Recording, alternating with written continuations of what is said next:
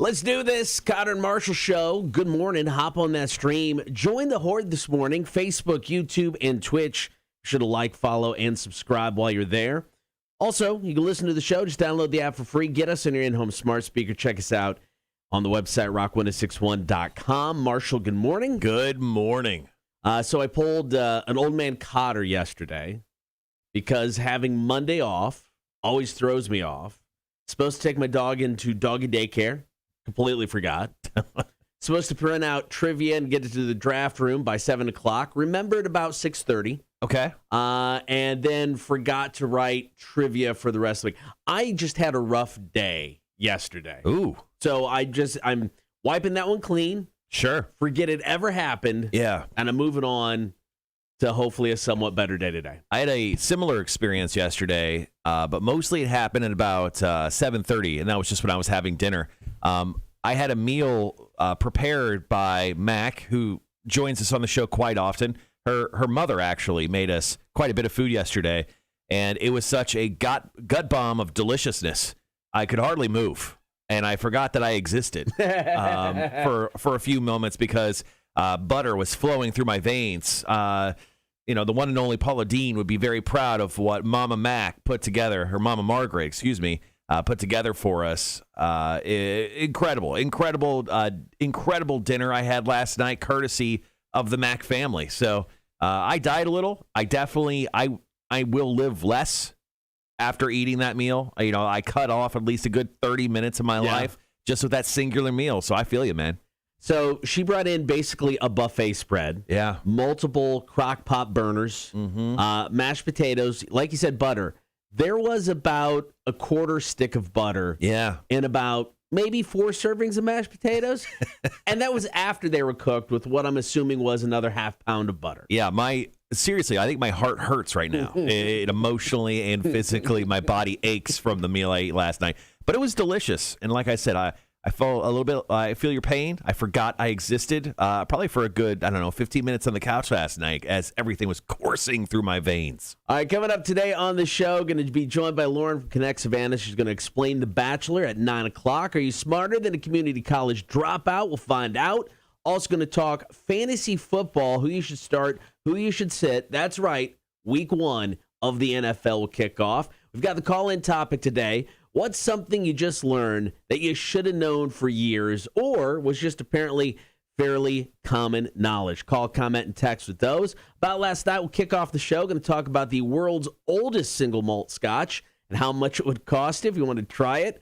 Got a crazy story about a lawyer in South Carolina we're going to delve into. And if you want to check out footage of The Matrix 4, you can. We'll tell you how. That's coming up next. Cotter and Marshall Show, Rock 1061. Here's Daughtry. It's Heavy is the Crown. Ooh. All right. Good morning, guys. Thanks for joining us nice and early on the stream. Sounds like we're all going to die from what I hear outside, so no big deal. I guess we're supposed to just get rain this hour, and then it's supposed to rain for the next day starting late this afternoon. Yeah. Is there a tropical storm or something going on? I don't know. Yeah, A-Dub was supposed to play golf today. Oh, is that why he wasn't in? Yeah, okay. So I don't know if it gets rained out if he shows up. Because we're not having a manager's meeting as of now. We had to put together a top 5, but we're not having the meeting. Hey, kudos to us for being the only people who emailed in our top 5. I know. I was sitting around. I'm like, I got time. I'll do it. Dude, can I tell you about a dream I had last night? Yeah. All right. I've had this dream multiple times. What was it? Is it called telekinesis? I can move shit with my mind. Okay. All right. But here's the funny thing. So I've had this dream multiple times, and last night I had it very vividly. I remember the majority of it.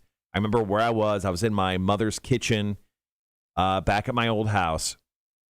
So I have the power in my dreams. Please don't be jealous. I can, with telekinesis, move around a toilet paper roll. Okay. Now, I stared at it for it felt like an eternity, but then I just started moving it, and then I showed my entire family that I could do it, and they were blown away. So only a toilet paper roll. Yes, I could only move a toilet paper. I think I moved one other, but it was a very common household item. Yeah. But I had a dream where I could just, like, straight up Star Wars, midichlorians, fucking Force stuff, and I just moved a toilet paper towel around, and I was just like, bow, bow, bow, bow, bow, bow, bow. And it was difficult. Like, Right. I could tell I just learned how to do it, so it took a lot of focus, and it wasn't moving very fast. Sure. But, like, it was sick. That's like you walking into like the X-Men. It's like, all right, guys, got a power, want to join. And they're, oh, cool, show us the power. And you're like, well, we can hire you for maintenance. Yeah, did I just become the janitor at Xavier's mansion? Yeah. Like, well, it's kind of cool, but even in my dreams, I'm only succeeding as much as a janitor. Thanks, Cotter. I don't know, man. I had like the most vivid, freaking. That's funny. Silly dream. What's going on, Jess? Good morning. Charles, do y'all make Jake wait till everyone had a chance to make a play? It's funny you bring it up. As soon as Jake walked in, he was like, food. He was ready to dive into those mashed potatoes. It's like, dude, they're cold. They're not warmed up yet. Oh, okay, I'll go back. I think he might have been the first one to eat. I don't know. He was ready, though. So I could tell by the way the meal looked that it was going to be way too heavy for a morning meal. So that's why I was like, I think I had a piece of the cornbread. Yes. I was like, I got to try this cornbread. The cornbread was incredible. Yeah, it was great. I didn't eat anything else. I just took some stuff for dinner last night. I took a picture. I sent it to Mac. I said, thank you so much. It was incredible. But, whew, good Lord. I mean, good. I couldn't eat because it's a gut bomb meal. Yeah. Totally. Yeah. All right, guys, be right back.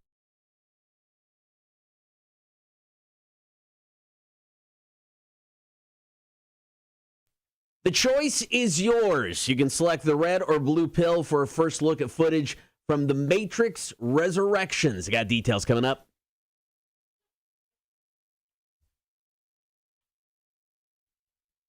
Story number one about last night. Now, we talked about it last week. The trailer for Matrix 4, Matrix Resurrections, was screened at CinemaCon in Vegas. So we're all kind of hoping, it's going to be coming out soon. Mm-hmm. Well, it looks like we're going to get it tomorrow. However, you can tide yourself over with some footage from the movie. This is actually pretty cool. They uploaded some stuff to an interactive fan site called whatisthematrix.com. When you go to the website, you get a choice. Red pill, blue pill. Yeah, and then it kind of goes with a voiceover done by a couple different people, and then they kind of run through a bunch of old footage from the films and then some new footage from Matrix 4 Resurrections, which is coming out on HBO Max and in theaters on December 22nd. Little Christmas treat for us to nibble on. This was very fun. I am not going to lie. I probably spent 20 minutes just seeing if I could find new stuff from the film. And I would constantly get like one very small new clip of this trailer. And I really enjoyed the Matrix trilogy. Now, look, 2 and 3 were not good. Okay. The underground rave party, people still make fun of to this day. But the first film was so great. Yeah. They could be garbage, and we still have love for the Matrix trilogy and the Matrix franchise. And that's why this fourth movie, I think, is going to do extremely well. Now, with the Matrix, one thing they did was really take special effects and move just everything forward. Yeah. I mean, they did things that never had been seen in movies before. They pushed the needle. So I'm expecting that again. And I mean, we're at another level 20 years later to where the technology has advanced so much. What are they going to be able to pull off for this movie? Well, I don't know if they really need to pull off very much because they just have clout, obviously, now. I don't think they need to really do that much. And then they have huge stars in it. The dude who's in the new Candyman film, Yahya Abdul-Mateen. Still can't say his name. That man, he's an amazing actor. Yeah. He was in the HBO Watchmen series. He was in the new Candyman film, and now he's going to be in the Matrix 4 playing a young Morpheus, it looks like. This movie looks incredible. I don't think we need to be sold on it at this point. I think when we watch the trailer tomorrow, we're just going to be like, yeah, I'll be watching that. Yeah, I'm not even a Matrix guy. I mean, I've seen all 3 movies, but it's not something I'm like, I got to go sit back and watch those again. But I'm excited about this, especially because it's a theater HBO Max option. Mm-hmm. But I kind of want to see it in the theater. So do I. It seems like this giant popcorn movie that I should be in the movie for. movie theater for. So once again, if you want to experience this yourself before the trailer, official one, comes out tomorrow, check out whatisthematrix.com. If you're watching our live stream right now, Facebook, YouTube, or Twitch, I actually dropped in the link right there in the chat, so you can go right there and take one of the pills yourself. Coming up for story number 2 about last night. This is a crazy story about a South Carolina lawyer named Alex Murdaugh. He's gone through some stuff recently, so we're going to run down everything that's going on in this dude's life. Coming up next, it is the Cotter and Marshall Show, Rock 106.1. I think going over everything is a little bit overselling it. There's so much to this story. Yeah, that's true. We would have to take an hour to just dissect it. We could do a podcast. Oh, we could. And I've got it in here about this. This is a Netflix documentary in the making. Yeah, this is going to happen. I mean, when all the details come out, but this is ridiculous. And that's the frustrating part. It's like you get this one chunk of the most recent information, and then you're trying to find stuff that kind of led to this, and there's just not a lot of information out there. Yeah, this is definitely going to be a Netflix thing in the future. Wow, there's so much to go over. Morning, everyone. Didn't realize the weather was bad until my dog decided to try to break down my door. Wow, Wanda, Jesus Christ. Morning, Jess. What the hell did Marshall smoke before he went to bed? Dream something like that? I don't know. Maybe I was drugged. Maybe Mama Margaret little something. Maybe she's anticipating me eating that meal with her. I don't know. But man, it was so good. Yeah, I had to eat it. I ate it yesterday around, I don't know, 11:15. Because it was meatloaf, which was fantastic. My wife's not gonna eat the meatloaf. It's just like, so we didn't have a lot of portable dishes to take things home in, and Mac was like, just take the crock pots, and it's a legit 3. I mean, it's it's a 3-heater kind of buffet thing. It's this massive thing. I'm like, I don't want to be responsible for this. This looks expensive. Yeah. So I ate some. Tim Janier ate some. Jake ate some, and I told Mac, I'm like, if Jake, take what you want. I'm not taking this home. Yeah. It was a monster of a meal. No, I heard Jake go, can I get some of those mashed potatoes? And I looked down at the clock. I'm like, 10:25 a.m. Yes. I'm like, spot on. Yeah, it was. And honest, Mac was raving about these mashed potatoes. Legitly some of the best I've ever had. I'm telling you, the whole meal probably had some of the best food I ever had. But I'm telling you, that mac and cheese was fuckable. Yeah. It's Holy good. Christ, it was so good. Holy Christ. Morning, Jeremy. Look at that Bodine trying to make me feel good. Bodine beat my ass in trivia yesterday, and he goes, there's more worthless X-Men when I was talking about me being the janitor.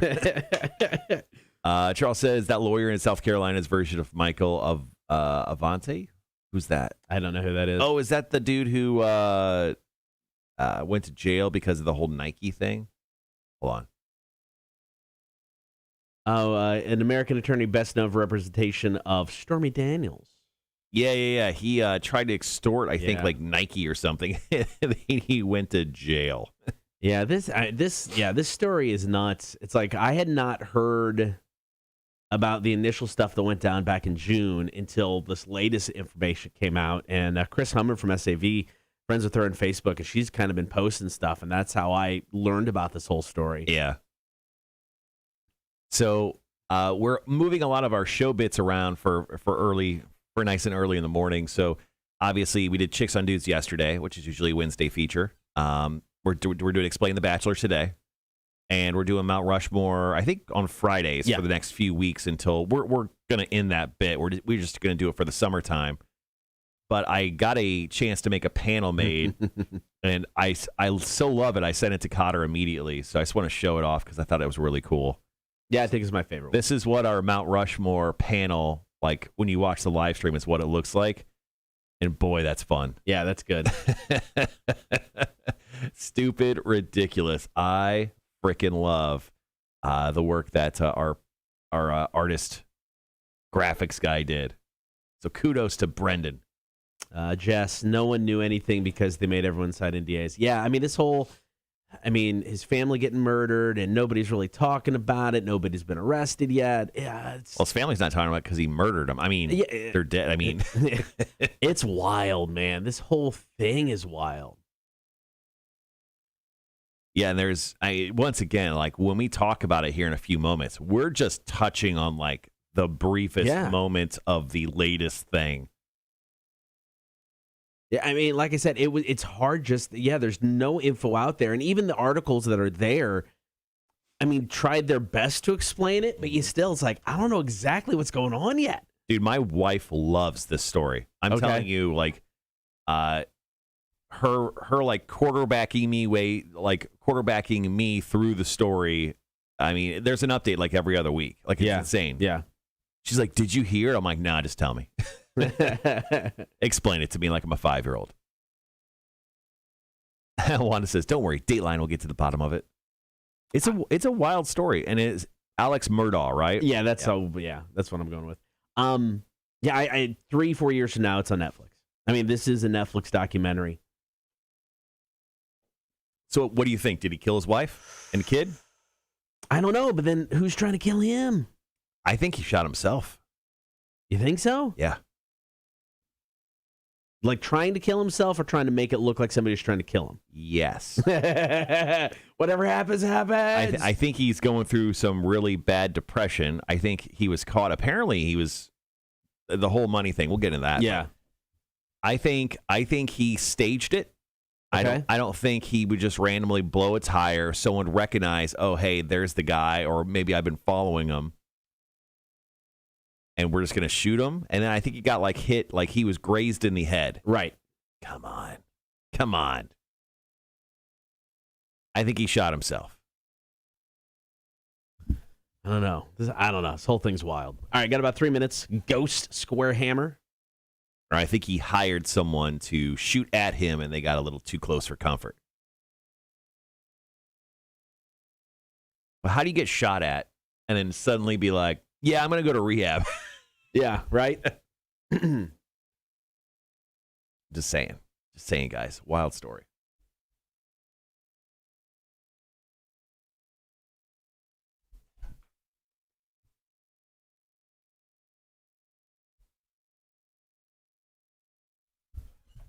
Sorry, adjusting my light so I don't look like I'm that's Mr. Burns when he is on all that drugs, like he's glowing. Remember that the glowing Yes. alien? Yeah, I looked like that for a second.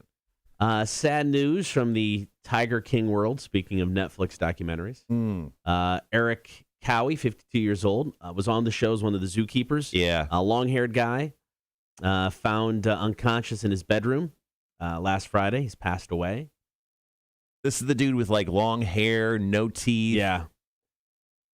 Which is most the Tiger King cast, I know, but They don't know the cause of death yet. Now, he actually testified against Joe Exotic in the whole attempted murder violating the Endangered Species Act trial. he died of drugs. Yeah, probably. I mean, you've heard like there's a lot of fentanyl deaths going on Yes. with drugs recently, Yeah. right? Yeah. So they're going to do an autopsy, determine his cause of death. But, yeah.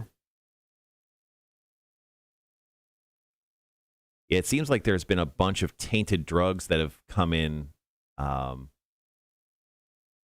and like Michael K. Williams. There was a comedian in L.A., kind of a lower level guy that died because of a drug overdose. That Yeah. they think fentanyl was in the drugs. Michael K. Williams supposedly fentanyl was in his drugs. They don't know yet. Nothing's been confirmed. That could be another one, man. It seems like we got a bunch of bad drugs coming to this country. Fun fact, did you know there is fentanyl test strips that you could put in your drugs to No. see if there's fentanyl? Interesting. Yeah. So you can actually just buy them like, I don't know, online somewhere. But essentially, if you buy drugs and you do drugs, whatever, I'm not judging you. Yeah. You can actually test your drugs to see if they have fentanyl in them prior to. So, Okay. maybe a little PSA there. If you're doing drugs, test them for fentanyl, because now doesn't seem like a good time to just be doing drugs willy-nilly. All right, guys. Be right back.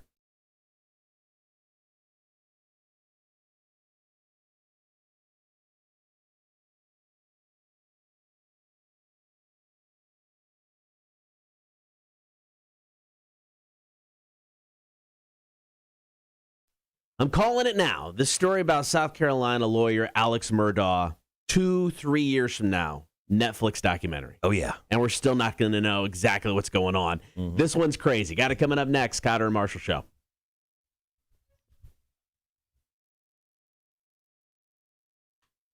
This is a legit wild story for story number 2 in About last night. And it's kind of hard to just piece together because not a lot's out there. I mean, people are signing NDAs. People are, keeping everything quiet. But South Carolina lawyer Alex Murdaugh recently injured. A bullet grazed his head while he was changing a tire several years ago. Now, this is the guy who back in June found his wife and son shot, murdered at their home in Colleton County.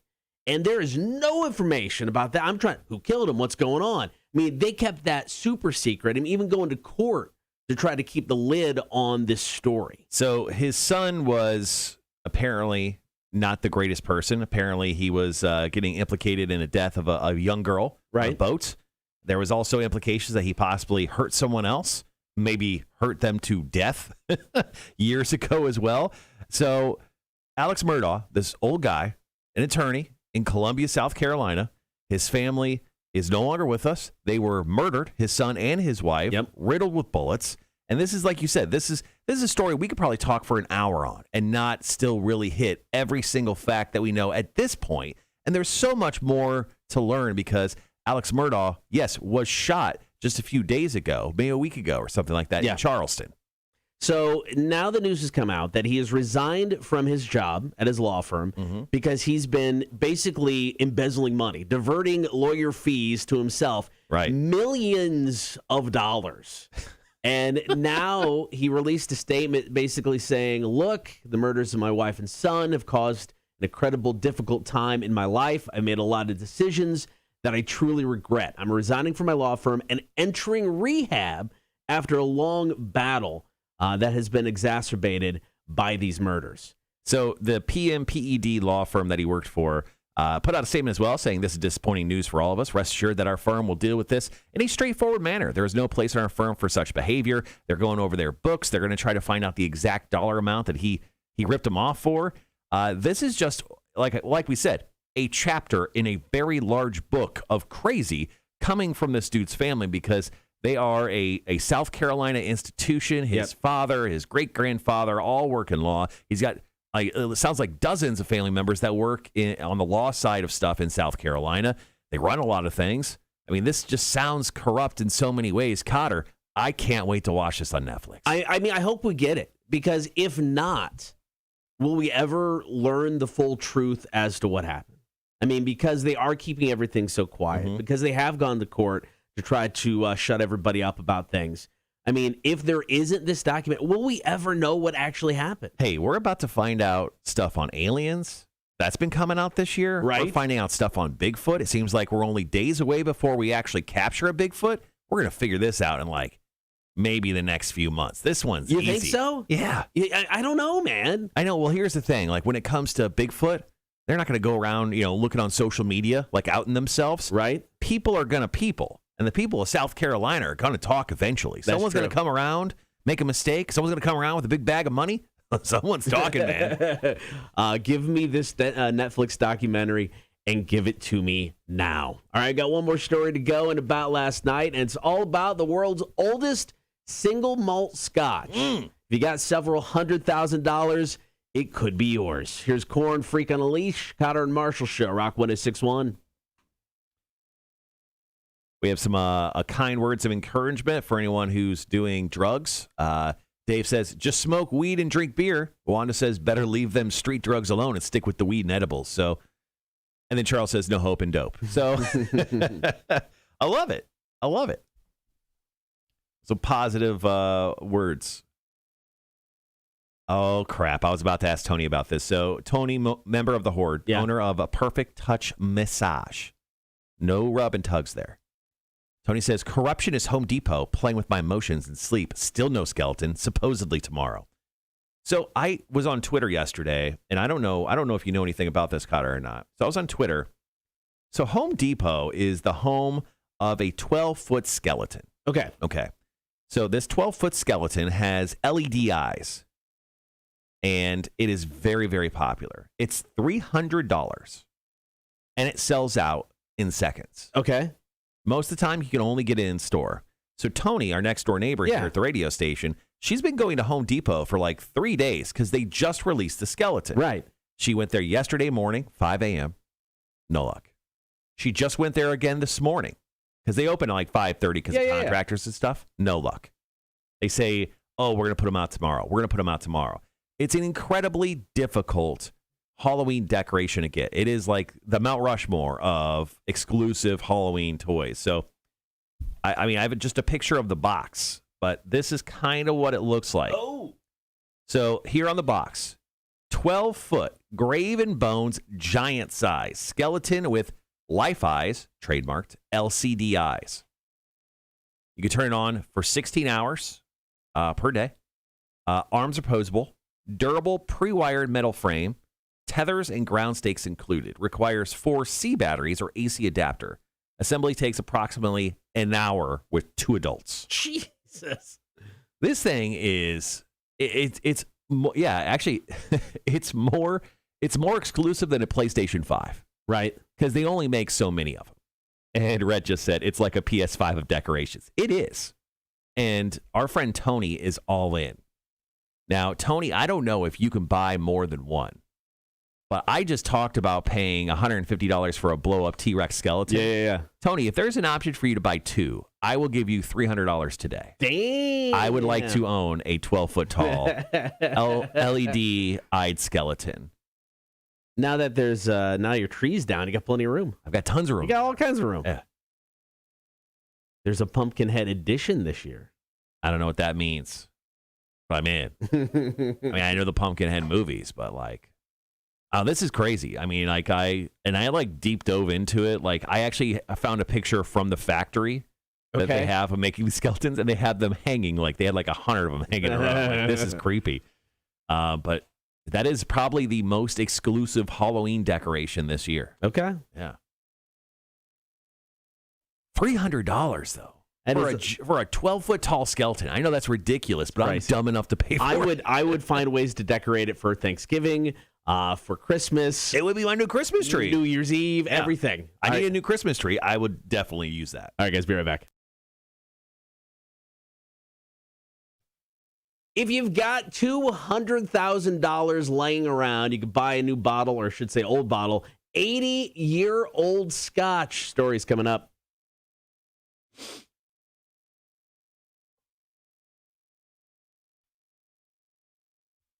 Story number 3 about last night. Sotheby's have unveiled the first decanter of Gordon and MacPhail's 80-year-old Scotch. Now, they're claiming this is the world's oldest single malt Scotch ever bottled. So this is an insane story, but I kind of want in on it. I don't know if we can like crowdfund this because I'm too poor, because this is something I feel like I need to drink in my lifetime.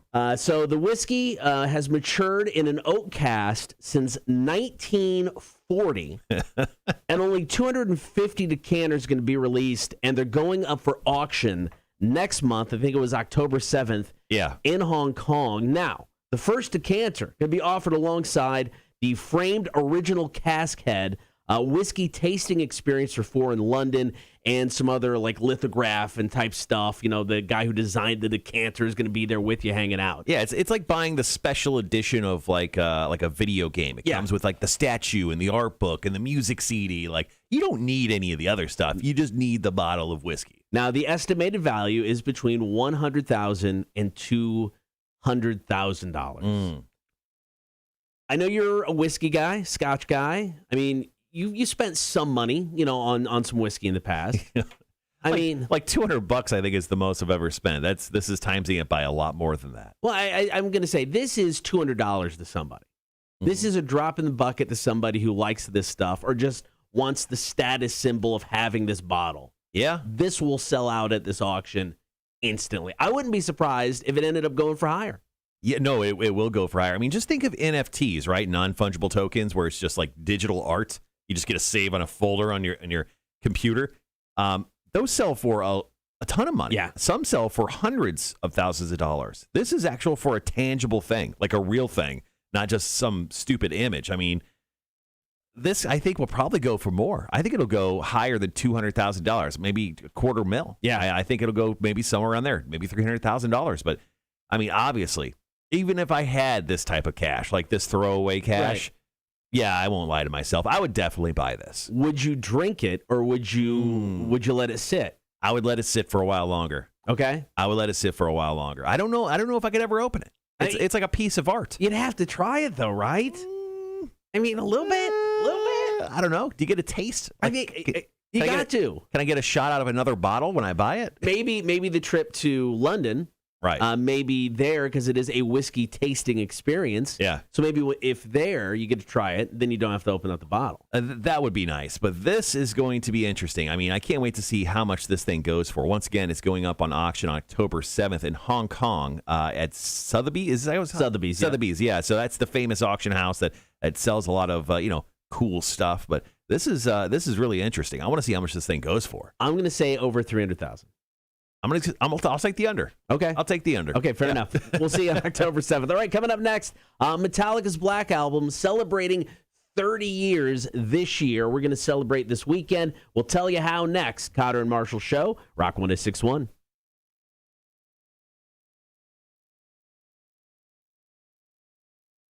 Oh, Christ. So going back to the skeleton talk, Tony just showed off an article actually showing what the Pumpkinhead version of the 12-foot skeleton looks like. Oh, dude. Oh, I know, right? That's way better. Yeah. How much is that one? Same price? I don't know. Got to upcharge you for that. 12-foot Inferno pumpkin skeleton. Dude, I fucking want that. Yeah, that's the thing of nightmares. The skeleton's cool enough as it is, but that one's awesome. $350 for the Inferno, $299 for the regular one. Chest lights up, face lights up. That's awesome.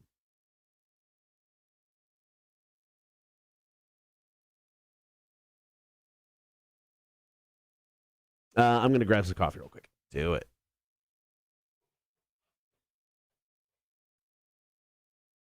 Yeah, that's sick, guys. All right, so Tony, has it already gone on sale and sold out, the Inferno pumpkin guy? Is it only available in store? Is it going to be available for 2 seconds? And I need to keep my eyes open on Home Depot? I want to own that. Sorry, guys. It's Halloween time. I'm a big Halloween decoration guy. I need these in my life.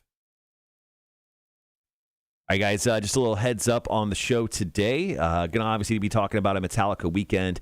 This coming weekend, we're going to be giving away digital downloads of the 30th anniversary remaster of the Black Album. Also, we have a grand prize that we're giving away. It's going to include a 3-CD expanded edition of the new album that has all of the extra songs and all the crazy stuff. So we'll be giving that away all weekend long. Playing a bunch of Metallica tunes here at Rock 106.1 this weekend. In the 7 o'clock hour, our question of the day is, what's something that you just learned that you should have known years ago or was apparently fairly common knowledge? What's something you learned that you're like, oh, wow, I'm an idiot, and I should have known that a long time ago? Please let us know in the comments today. Don't worry, I'll ask you that question 100 times before we hit 7 o'clock today. We'll also talk about Jackass. Found this interesting article that was done in regards to Jackass and how much money they've actually spent on their hospital bills. We got some fantasy football talk. We'll play some trivia. Got Lauren in to explain The Bachelor. All sorts of good stuff. I did not watch. This is the first time I haven't watched a single second of The Bachelor. Didn't get to it last night. Oh. So I'm going in blind.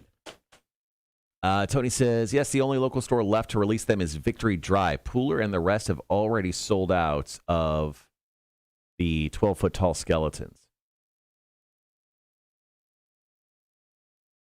Well, Tony, buy me one. I'm a little busy, obviously, this early in the morning. So tomorrow, if you can buy more than one. Also, a Pumpkinhead's available. Come on. They won't sell the display till the end of the season and is the first come, first serve. Oh, good Lord. Take your kids with you. This is we just need a body. Let's do this. Teamwork makes the dream work. Yeah, this is kind of crazy that It's that sought after. I didn't know anything about it until Rob Sheridan, who's the former art director of Nine Inch Nails. I follow him on Twitter. He actually went and got one. He got one in, I think he lives in Oregon. And I actually screenshotted it because I clicked in my head. I was like, was Tony trying to get this? Yeah. Because Tony's big time Halloween lover. And I shot her a text yesterday and she's like, yep, that's what I was looking for. I'm like, that's insane. I love it. Because they've been around for a while, a couple of years, right? What's that? The skeletons? Yeah. Because I think I've seen them in displays, so yeah. Yeah, you've walked into a Home Depot and seen one of these before. I'm going to run and turn the air down because it feels like 1,000 degrees. Okay, sounds good. We've got about 45 seconds left of commercials. Going to get the brand new stuff from Fozzy. Tune is called Sane. Of course, he's going to be here in October at Victory North Savannah. Your chance to win tickets with the Rock 1061 Super Tickets. Score tickets for Fozzy, Candlebox, POD at Victory North, Dirty Honey, and Aaron Jones at District Live. Coming up today, top of the 8 o'clock hour. Going to give you the Super Ticket Artist of the Day. When you hear that artist throughout the day, text the word Super. Your chance to qualify for said Super Ticket. Tony says it's totally crazy. They have entire groups dedicated to these skeletons. Jesus. I know what's wild, man. The collectible like cults I see what you did there, that are out Charles. there. See what you did there. Asking if they had 12-foot ninjas. 12-foot. This band, 12-foot ninja. Oh, is it? Yeah. Oh. I had no idea. Anyway, I'm sorry. Yeah, the collectible cult culture, the KKK. Ooh. That'd be CCC. Well, I mean, depending on how you spell it, we're gonna collectible cult culture. We're going to go with C's on KKK. that. We're going to go with C's on that. It's crazy. It's crazy. Yeah. Yeah, we're an anti-KKK radio show, just in case you're wondering. We're against the KKK and Hitler. We have confirmed and said that many times. It's true. Mm-hmm. Oh, maybe I just thought there's that new brewery over in Hilton Head. Which one is that? I don't remember the name now. They opened up a month or so ago. If the wife and I are going over there for some thrift shopping, I have to hit up that brewery. I vaguely remember this coming up. I don't remember the name of it. Yeah, I don't either. That's what I'm trying to find now. Because when you put New Hilton Head Brewery in Google, You just get Hilton Head Brewing Company. you get Hilton Head Brewing Company, and then you get Lot 9. So that's kind of it. Yeah, there's a different one.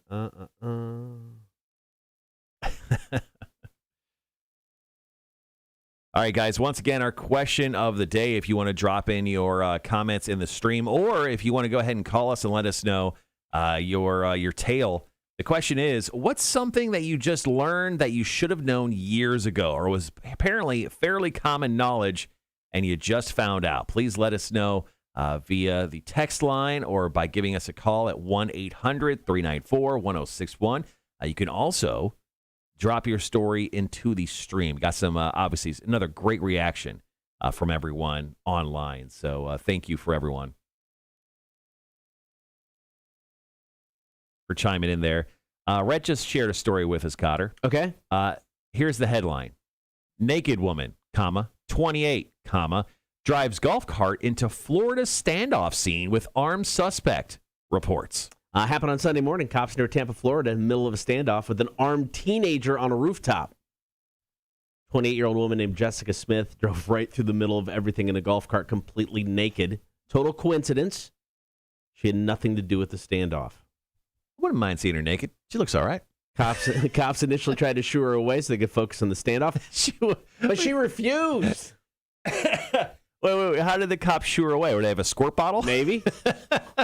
She continued to joyride around the area. She was eventually arrested and charged with resisting an officer. She was drunk. So she had an opportunity to get away. She did. Yeah. Yeah. She was loaded. That's awesome. Yeah, that's a good one. What a story for her. She become best friends with the lady that masturbated on Tybee. Maybe she thought she could diffuse the situation. Maybe she thought she could Look at the boobs. Yeah, what if like, hey, my boobs can solve, all sorts of stuff, could bring world peace.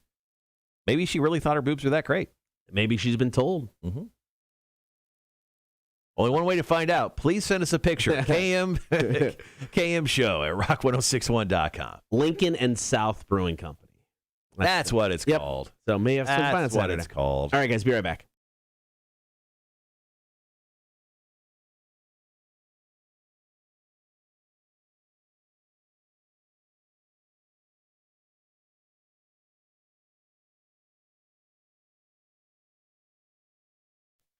Crazy to think, Metallica's Black Album has now been around for 30 years. Yeah, and they were only active for 14 years before that, maybe a little less. So yeah. I mean, wow. 1991 was a great year for music. Got Pearl Jam's 10. Yeah. Got Nirvana's Nevermind. You get the Black Album from Metallica. I mean, it was just stupid, the music that came out that year. Yeah, it was legendary for sure. Now, this year, and especially this weekend, we are celebrating 30 years of Metallica's Black Album. So we're going to play blocks of Metallica at the top of every single hour this weekend. And then all you got to do is listen up for your chance to win not only a digital download of the album, we're also giving away a cool grand prize, like a 3D expanded set. It's got like all the songs that their guest artists have covered from the Metallica album. Corey Taylor's on there, Elton John's there, Miley Cyrus is on there. I think Weezer's on there. I mean, they got like a laundry list of superstars to cover songs from the album. They made this huge compilation of it. Now, the songs at the top of the hour, not going to be confined to just the Black Album. That's just Metallica top of every hour.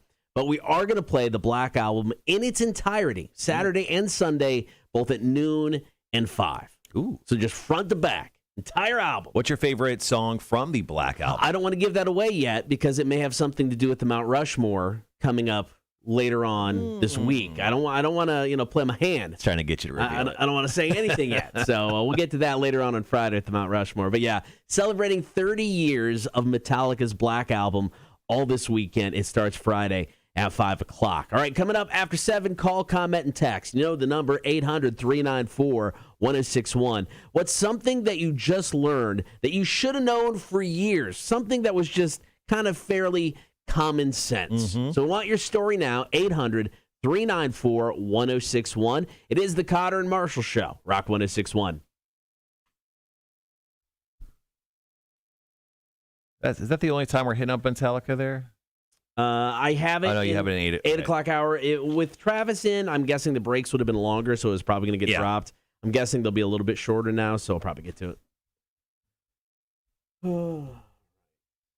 Yeah, I got 3 stardoms, but I also have little stories behind each one. So yeah, I got a little blurb, but nothing too drastic.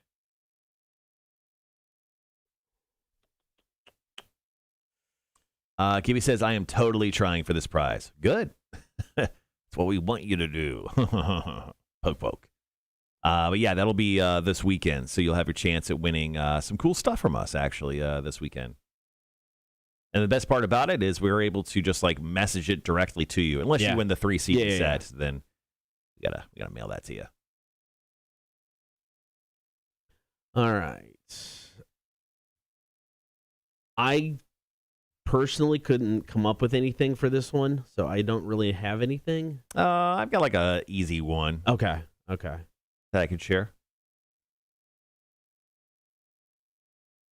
It looks like it's coming. We're going to try to take this. I don't know if it's for us. It looks like it is. But the light's not going off. Rock 1061, hello. Hi. How are you this morning? Good. How are you? I'm doing good.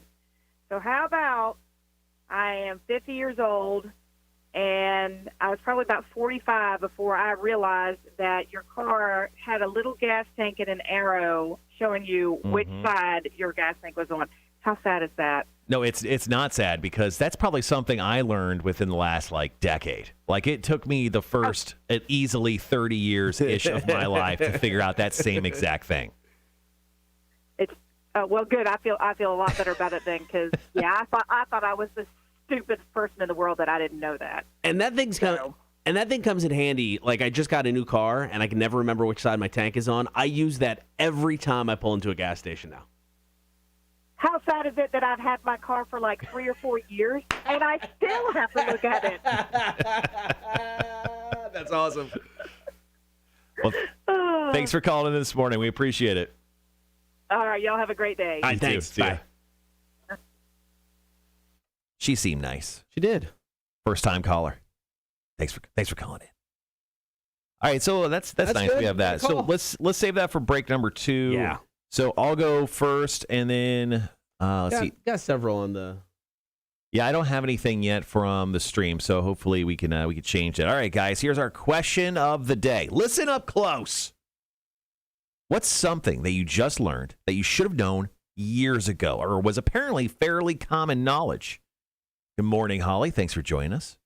Once again, guys, our question of the day, what's something that you learned recently that you should have known years ago or was apparently fairly common knowledge to everyone but you? Lauren from Connect Savannah chimed in on this on the Facebook page Okay. with a doozy. we'll hold on. I'm not gonna. We'll wait till we're on the air. But it is one that you go, really? I love Lauren, but I totally believe that. I saw it. I'm surprised she admitted to it. I'm gonna grab my coffee real quick. I'm glad she did. Charles, thanks for sharing. Thanks for sharing yours, buddy. Appreciate that. Good morning, everyone. Once again, thanks for joining us here on the live stream. We'll be in for the rest of, the rest of this week we're in, and then just a quick programming alert, because Cotter and I are very good at taking days off. We'll be taking next Friday off. But we'll have live shows until next Friday, which is like a good streak for us as of late.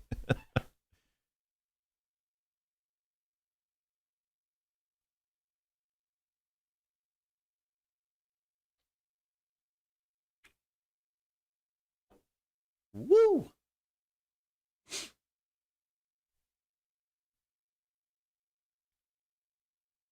All right, guys. Once again, thank you for hanging with us this morning. Your question of the day: what's something that you learned? Excuse me.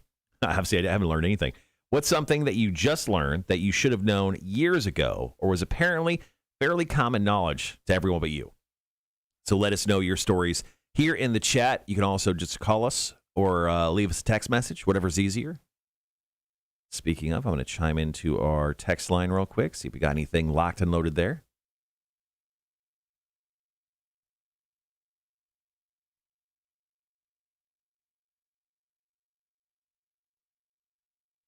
Well, let me tell you, once again, I talked about at the beginning of the show, Mama Margaret, Mac's mom, made Cotter and I like this buffet of frickin' food, because we've been joking about her making us meatloaf. She made us meatloaf, but she also made us mashed potatoes, fried okra, jalapeno cornbread, peach cobbler. I'm missing something. Oh, and mac and cheese. Like, she made all this for us, idiots, because we made a joke. She's incredible. And the food, I'm telling you, was fantastic. I mean, it's like that perfect Southern cooking. So, Mama Margaret, possibly my favorite person for the rest of the week after a meal like that.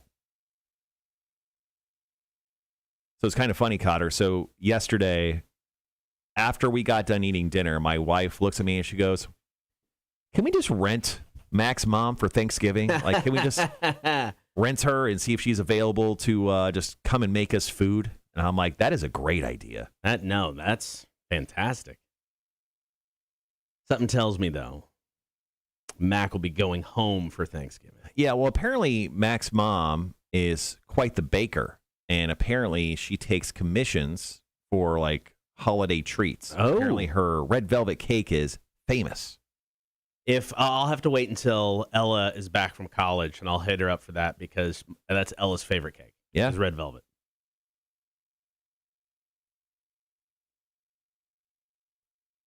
Now, will she mail, or do you have to pick it up? I don't know. I was going to make Mac bring it to me.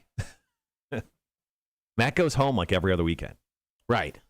At this point, Mac took a job in Savannah, and I'm pretty sure it's like a supervised out of jail program for her, where she has to continuously go back to jail at least once a month to check in. Yeah, that seems legit. Yeah.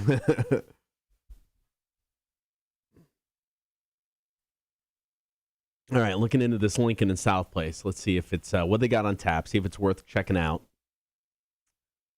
All right. They've got 3 thumbs up, a double IPA, Beach City, a Pilsner, Hearts and Arrows, an Indian Pale Ale. Is that it? Just the 3? Sorry, quickly going back to our question of the day. Did you grab comments from both locations that we posted? I did. Okay. I've only got one on the stream. Obviously, I'm going to need some more here. Sure. So how about this? Just pop me over some so we don't crisscross and make you jump.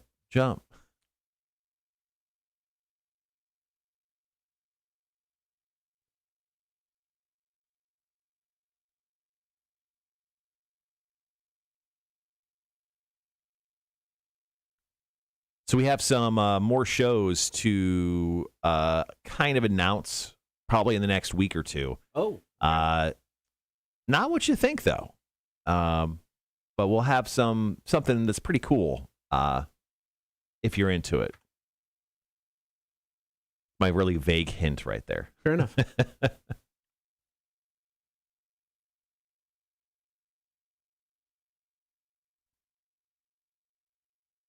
All right. Thank you for that.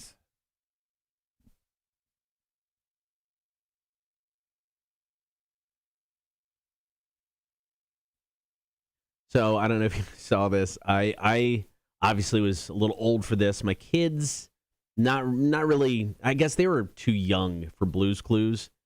But did you see this recent video posted online? No. All right, Steve, who is the original host of Blue's Clues. Yeah. I mean, for years.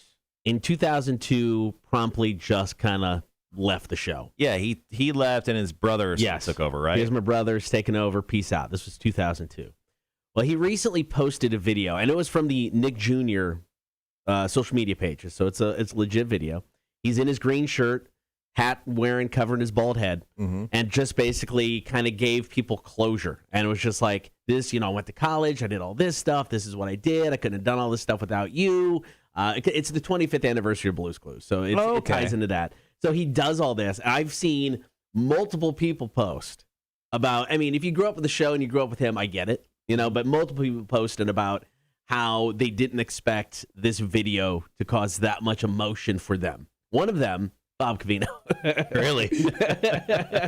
But yeah, so I don't know. So if you were of that age and Blue's Clues was a thing for you when you were younger, you might want to check this out. It's actually pretty cool. It's a neat little video, and it's worth a watch. But like I said, I was way too old for that, and even my kids, they were just way too young for it.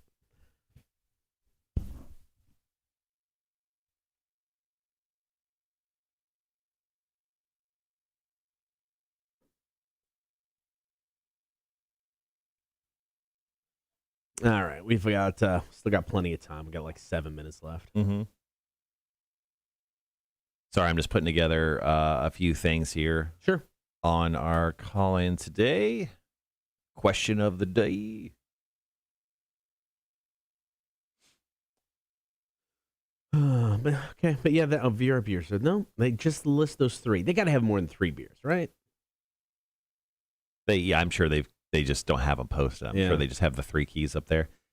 Jeremy, no, Mac did not leave 106.9. She's still there. I was just making a joke how she goes home like once a month. She's on a jail release program. I actually never watched Blue's Clues. Yeah. I don't know if that was just because I was poor and didn't have Nickelodeon and I just never watched it, or if it was just too early for me. Yeah. Or too late for me, whatever side of whenever it played.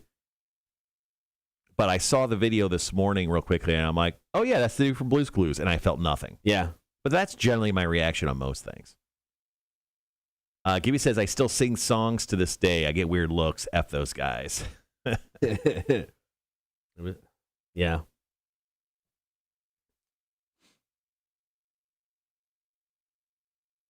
But yeah, it was a neat little video.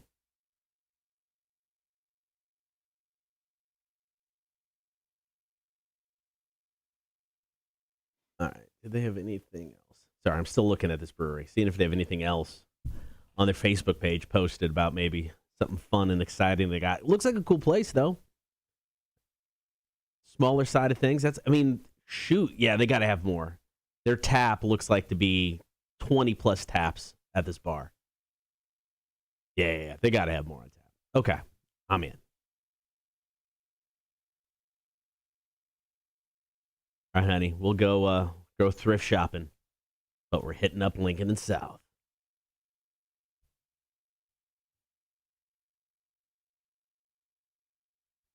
If anybody's bored tonight, be hanging out at New Realm for bingo. Come on down, starting at 7.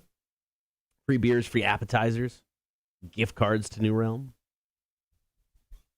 Can't believe it's already Wednesday. Taking Monday off was a nice little treat for this week. Yeah.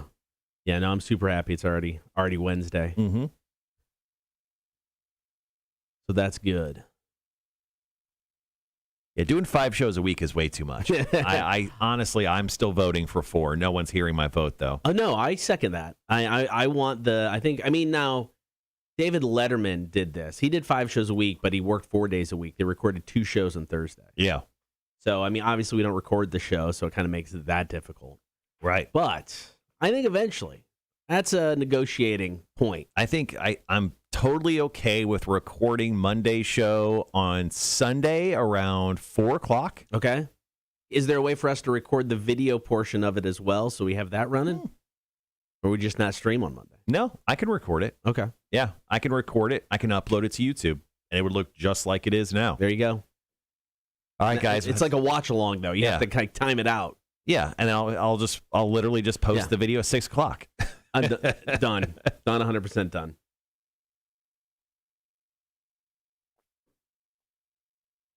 Tony goes, just watched it. Super cute. Did get a slight welling in one eye. Because a bug flew into it.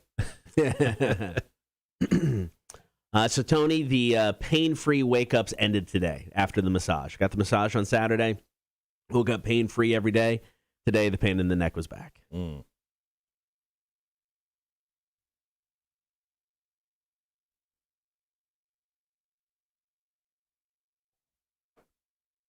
All right, guys, for one more song before we hit up our question of the day. Once again, what's something that you just learned that you should have known years ago or was apparently fairly common knowledge? I've got 2 quick ones.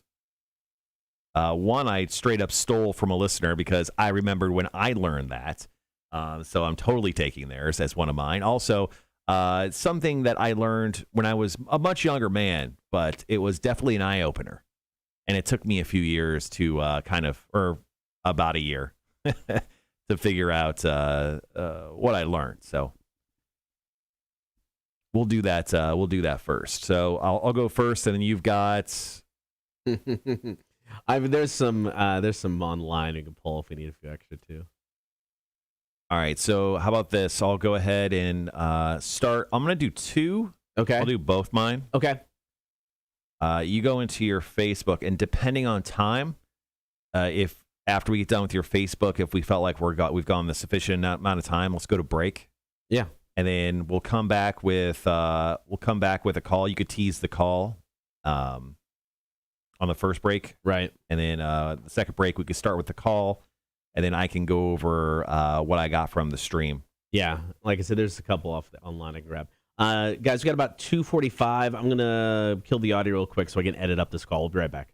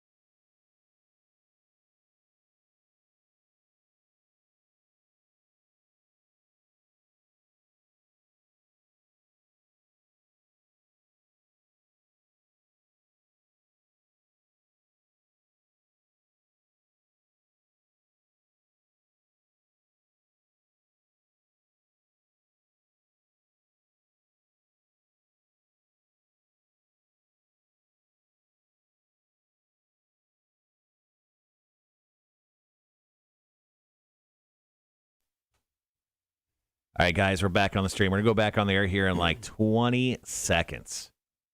Once again, I'll start. You go Facebook, and then we'll go from there. Okay. Call. All right, guys, be right back.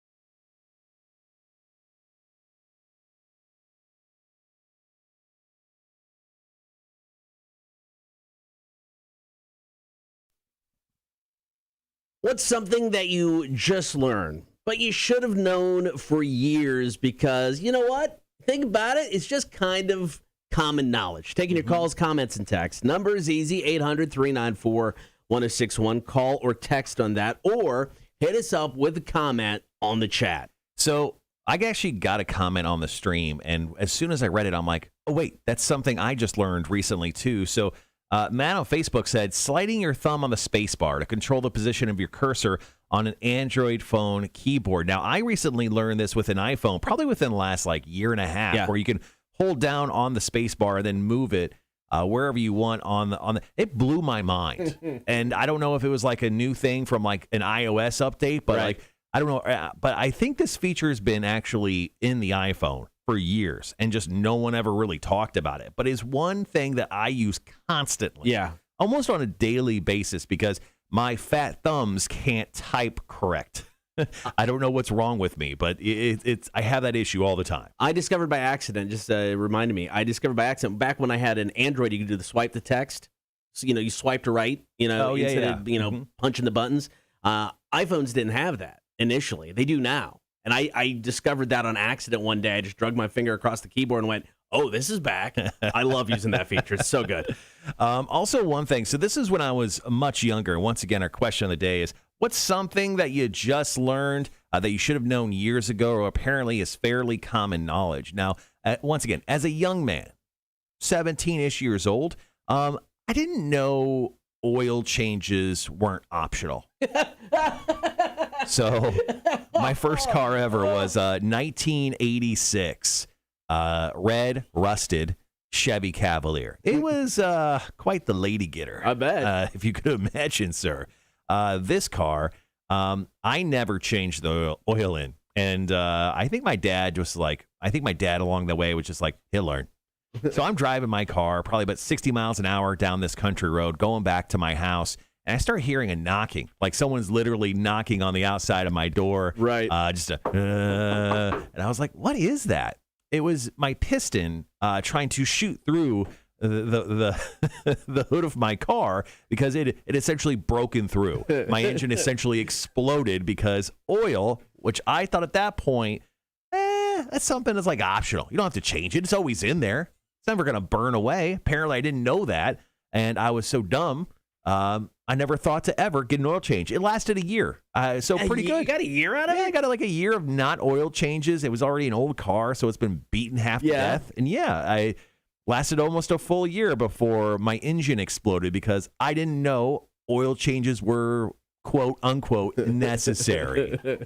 It's kind of like that scene in Dogma where Jay and Bob are driving the stick shift car but didn't realize they had to change the gear. It's like, what gear is it in? It's like, gear. They've been like flying down the road in first gear and the car finally breaks down. Once again, call, comment, and text. So it's something that you just learned that you should have known for years. Basic information. Daniela hit us up on Facebook. I learned that P.O. boxes aren't the big blue mailboxes that are left in random spots. P.O. boxes are the post office box actually inside the post office. Yeah. But she thought the P.O. box address were just the big blue mailboxes that you drop mail off in. Right. Yeah, that's not it. That's not it at all. Okay. Haley hit us up. This isn't quite on topic, but I did find it funny because I agree with her. As a kid, I really thought quicksand would be a much bigger problem.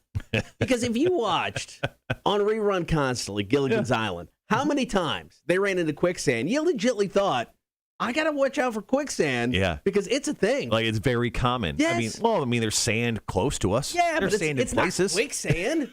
No. I was always worried I'm going to drown in this goopy-looking watery sand. Yeah. My whole life. Someone throw me a vine over here, because they're commonly available wherever you're at, wherever quicksand is located.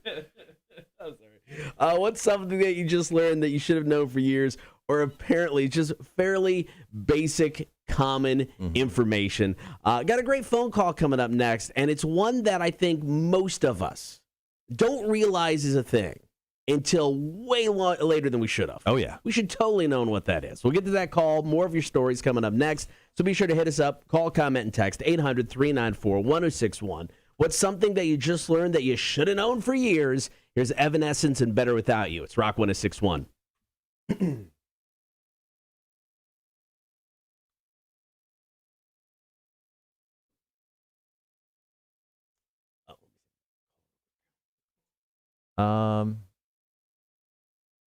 Okay.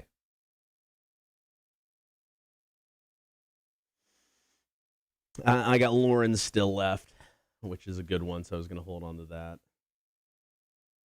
I thought we had quite a few, do we not? No. We had like 11. Oh, okay. And most then.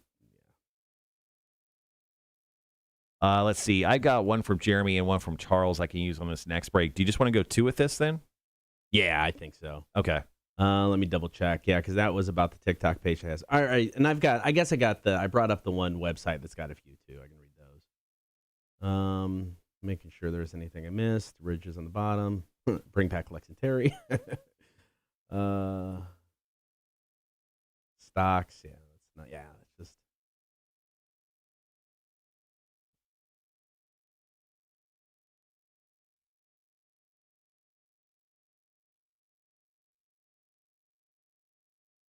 Quicksand. P.O. Box. Yeah, that's about it.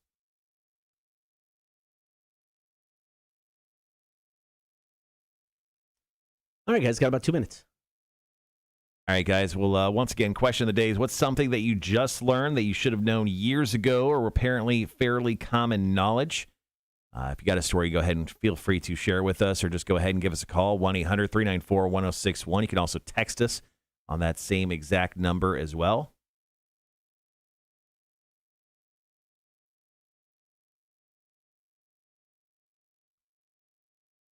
So Salsa Mark texted us like 13 minutes ago. Oh, did he have a story? He said, "Morning, lads. Salsa Mark here. You talked about Sasquatches earlier on They Are Real. I'm sure they have the ability to cloak. Somehow you talk about aliens. I think Sasquatches are aliens that have the technology to disappear right in front of your eyes.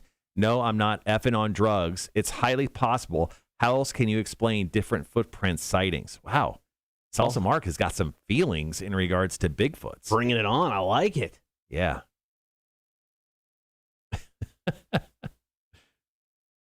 Tony. Oh, back to the thing. I ran on Sunday. I did the bridge run again, and I felt great the day after that. It's just my body. My body's old and decrepit is all it is.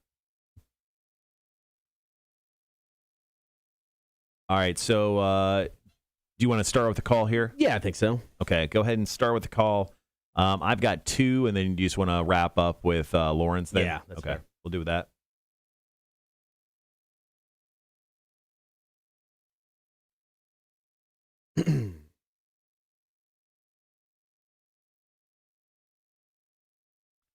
All right, guys, thanks for hanging around with us still on the morning show here. Once again, our question of the day is, what's something that you just learned that you should have known years ago is apparently fairly common knowledge? Coming up later this hour, we're going to talk about Jackass. The guys from Jackass, a company has figured out how much money they have spent in hospital costs. So we'll talk about that. All right, guys, coming back.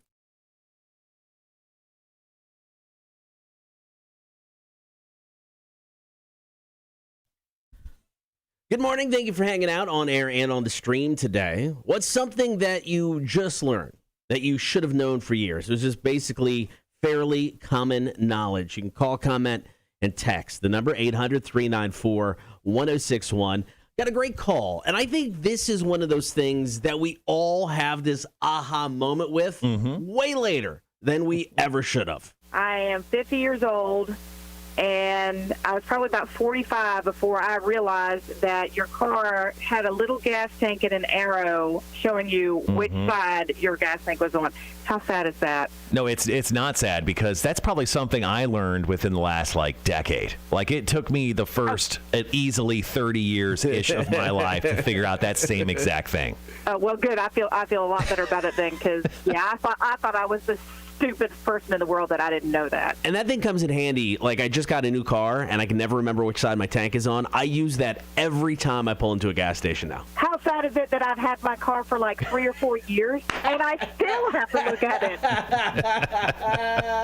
I stand by it, man. I think that's all. We all go through that one. That seems pretty common. What engineer at a car company was like, we should really just put an arrow right next to it? And some guy's like, genius! Absolutely. I don't know. I mean, it's one of those things. Like, I don't even know how it happened. I think I literally one day I looked down and I'm like, what is that? What's that arrow doing there? Is that subliminal government messaging? No, it's just some idiot trying to tell me that I'm an idiot and where my gas tank is. So call, comment, and text. What's something that you just learned that should have been you should have known years ago? So, Cotter, I'm going to blow your mind on this one, because I don't think you even know this one. Okay. Jeremy chimed in from the chat. I found out that on the bottom of 32-ounce Gatorade bottles, there's a cap holder molded in. What? Yeah. No. That's what I said. I chimed back in. I'm like, what? Is that real? Apparently, I have to go buy a Gatorade right now. But apparently, if you buy a Gatorade bottle, 32 ounce, the jugs of Gatorade they sell, apparently there is a cap holder molded in the bottom that you can just click it right in. Okay. I didn't know either. I had no idea. I know. I just blew your mind right there. Well, how about this one? And this is definitely on topic for the day. So Charles hit us up, said, here's my take on the question of the day. I should have known better than to start a business with my own funds, especially when I didn't have 4 to 6 months worth of expenses saved up. Probably should have known that before. I think that's fairly common knowledge. Yeah, he goes, yeah. I've been living on the edge for 14 years. So good for you, Charles. Still making that dream work. But yeah, I guess that's probably something that a financial person will probably tell you before starting a business. All right, what's something that you just learned that you should have known for years? Todd said, I thought arson was a guy. The news would say, arson is suspected. And I was like, another one? They got to catch this guy. I'm sorry. That was awesome. But we got one from Lauren. She's going to be in here studio with us later on this morning, 9 o'clock, for Explain the Bachelor. Lauren Wolverton from Connect Savannah said, I thought Amsterdam was in Canada for years. What? Someone finally showed me a map 2 years ago. How did she mistake Amsterdam not being, Yeah. at least across the ocean? Yeah, I mean, Mistake it like, oh, it's in Africa. That's plausible. But Canada? yeah, that one was a weird one because I'm like, I would have never put those two together. That really just doesn't make sense to me. No, but good for her. Maps are hard. Maps are. I'm not gonna hate on her. No, maps are hard. That's true. All right, what's something that you just learned that you should have known for years? Something that was just fairly common knowledge. You can still hit us up. You can comment, text 800-394-1061. It is the Cotter and Marshall Show, Rock 1061.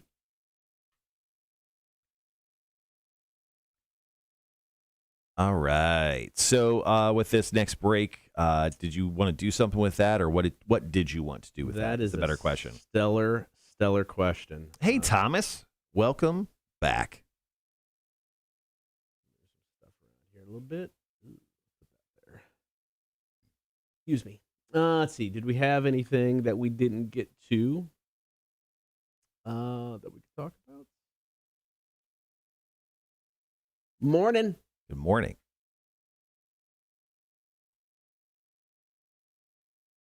Jeremy says, yes, Google it, Marshall. Blew my mind, too. I'm going to Google that.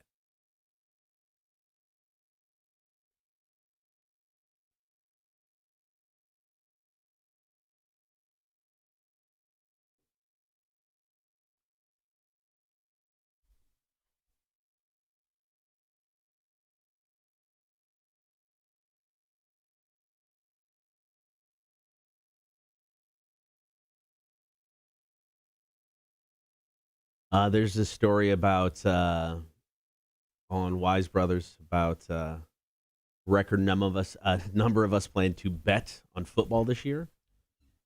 Well, yeah, because betting's so much more commonly available. Mm-hmm. Hey, Stacy. Yeah. So I've got a story. Okay. We'll go with. So Donald Trump is, and I'll email the link to you, is going to be providing commentary for the Evander Holyfield fight.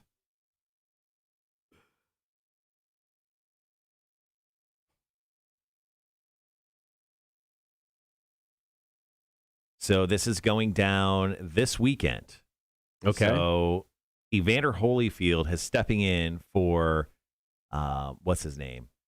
Oscar De La Hoya. Oscar De La Hoya, because he has COVID. So Evander Holyfield is going to box Vitor Belfort, former UFC guy, and Donald Trump will be providing live commentary of the fight. That should be interesting. That's I'm more interested in that than the fight. Yeah. We are honored to offer a never-before-seen live commentary from former President Donald Trump and his son Donald Trump Jr. It'll help us celebrate one of America's heroes, Olympic medal winners, and former heavyweight champion of the world, Evander Holyfield. President Trump has had a long history supporting both boxing and MMA, as uniquely qualified to offer fight commentary from a vastly different perspective. That is someone who is a former president speaking freely about the country he loves and the amazing fighters competing on the card. Interesting. Still not worth the $50 they're charging. No. And the picture they use for it, it's the scowling Donald Trump picture. Right. It's like head slightly tilted down, like brows down with like no smile or anything. It's just like him flat mouth. Like you could put a smiling picture of him. Let's see.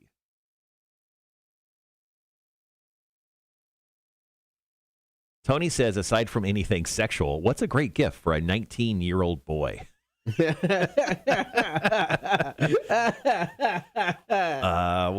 that 19-year-old boy still live in your house? We need some more context here.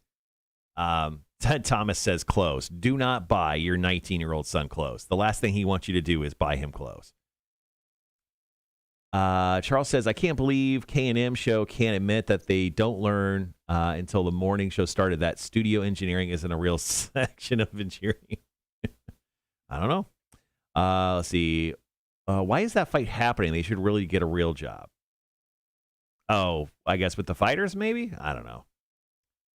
Because we need something to watch when the UFC and, other stuff isn't on. Damn, Tony, that kid has done everything. Experience one is difficult because he's done a lot of cool ones already. Flying, Disney, Universal, climbing, Yosemite, indoor skydiving, glass blowing, blacksmithing. Effing kid has done a lot. You can go actual skydiving. So the indoor stuff. Okay, and he lives with you at home. So what could you get him? Yeah, hand job. Sorry, that's all I got. Sorry. Not you, but So he's just gonna go to work with his mom. That's your fault. You said that shit. You said that, and it's your fault. I said it. I know. It's your fault. I said it. It's your fault. I said it. It's your fault. Just to clear that up, it's your fault. I said it. I'm not taking it. Yeah, that is your fault. No. I didn't want to say it. Yeah, you did. I did not want to say that. It's not my fault. You lined that up perfectly. Yeah, that's fair. That's funny. Thomas says Vic is telepathically telling me to get the kid a hooker. That's not Thursday. Too funny. Tony, no, Marshall, damn. Sorry, that was just too easy. Okay. We're back on the air here in about 4 minutes or so, guys. Thanks for hanging around with us this morning. Things you can get your son. Get him a card that says, get your own place. Get the hell out of my house. Get him a ticket to, I don't know, is he a sporting fan? Like, get him a ticket, because I know you were talking about getting him out of the house to do stuff. Like, buy him a singular ticket to I don't know, a Dallas Cowboys game, and just be like, here's a ticket, here's some hotel stay, go, experience life, go to a bar, get crazy. Actually, maybe don't send him to Texas right now. The whole the new stuff, new laws and everything. I'm not talking about abortion, just talking about like the gun stuff. Oof. Send him with a gun. Then he's fine.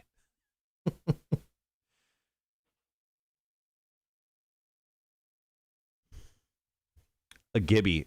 Gibby says Tony should get her son an oil change and air filters. Gibby, I love you. That is the lamest gift ever. If my parents just gave me a box that had like 5 quarts of oil and an oil filter there, I'd be like, "Do you hate me?" Well, obviously, back in the day, it would have been a great gift. You didn't know. Do you understand gifts? This is not a gift. This is a punishment. You can get him a 12-foot skeleton. Oh, shit. That would be actually dope. Yeah. I would like that. Tony says he has a gun. Get him a membership to some skeet shooting. And not what you're thinking, you filthy-minded people. Ooh, oh my God, he has a gun? I just thought of a genius thing. What? So Charles, Big Bald and Sexy from the chat, actually is going to be deer hunting, I believe. He has a farm where he can deer hunt. The present is your son gets to go out with Charles and go shoot things that are alive. So, ooh, Jeremy, it's a lie. All the ones I looked at Parker's, there's no holder. This is going back to the Gatorade bottles. Yeah, he goes, I believe it was the older bottles. Oh, damn it, Jeremy.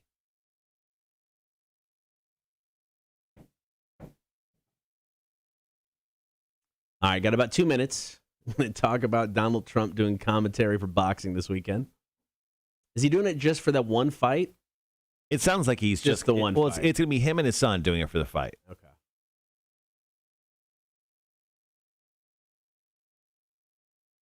Oh, alternative commentary. So are they going to have a separate track for it? Probably not. With Celebrate America's Greatness with a very special alternative commentary. Well, it's going to be alternative to the typical. Okay. Yeah, with such a big get for them, there's no way they're like, okay, you just have to go to this channel to hear it. Charles says, rule is you kill it, you eat it.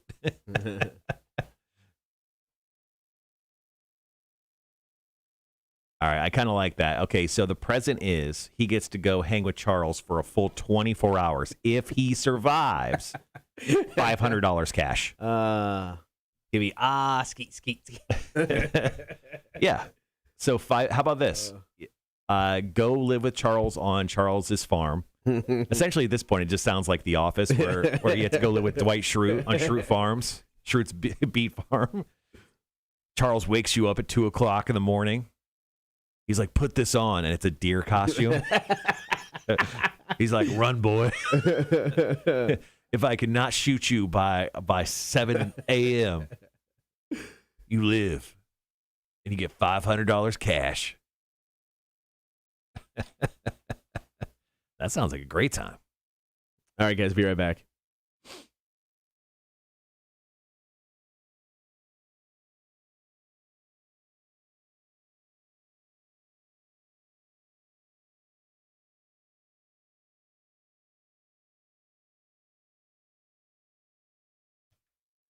President Trump, he's doing boxing commentary this weekend. That story is coming up.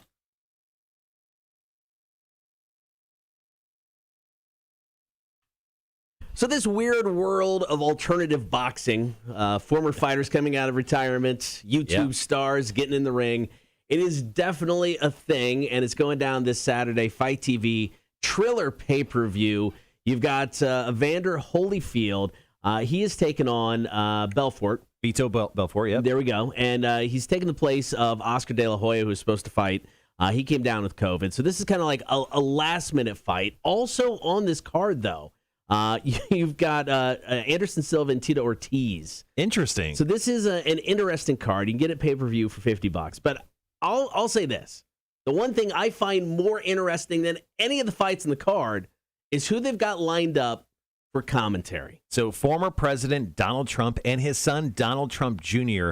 are going to be on the mics for the main event. Now, Donald Trump was actually quoted as saying, he goes, I love great fighters and great fights. I look forward to seeing both this Saturday night and sharing my thoughts ringside. You won't want to miss this special event. Now, I knew Donald Trump loved boxing and MMA. You always saw him places. He'd always chime in and congratulate these guys. He's just a big sports fan in general.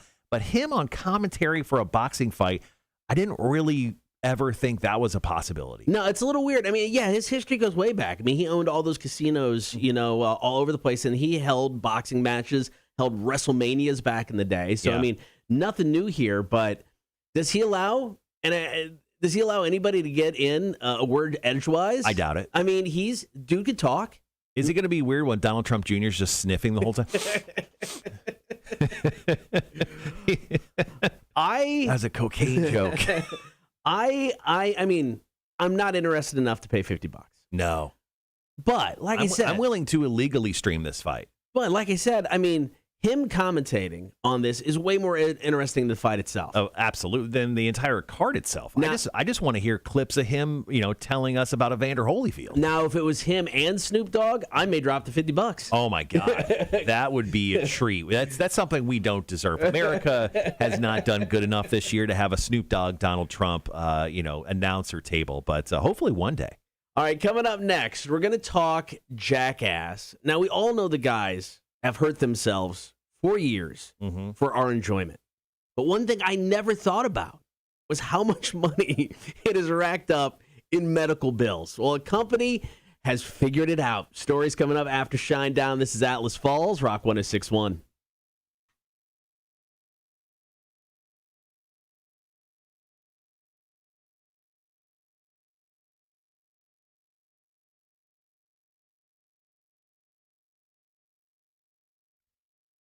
Ooh, good Lord. You know who Todd McShay is, right? He's the NFL ESPN analyst. He's like the draft guy. So there's Mel Kiper, there's Todd McShay. So he actually was actually on the field for the Alabama game, and a lot of fans were tweeting out because he had some slurred speech. He looked like fatter. Oh, I heard something about this. Yeah. So he actually tweeted out just yesterday that he was going to take time away to focus on his health and his family. He said, "Thank you, ESPN, for being so supportive." So a lot of fans were very worried about him. So yeah, he's going to take some time away. Apparently, this isn't the first time he's had some health issues. Back just last year, back last March, he actually contracted COVID-19 that made him miss the NFL draft, the thing he works on all year long. And then he had to actually exit a college football broadcast last year as well because he felt ill. So. Man, I hope he's feeling better. Todd McShay, he's pretty awesome at his job. I always liked hearing his insights when it comes to these college kids coming up to the NFL level. Makes me definitely sound smarter, when I talk about football. But he looked a little rough the other day. Good Lord. All right, we got about 90 seconds. We'll be back.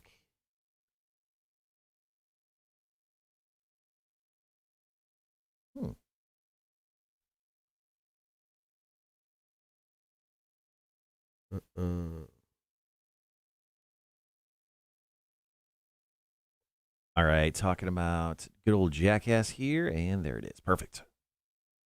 This is wild. I mean, once again, just not something I ever thought about.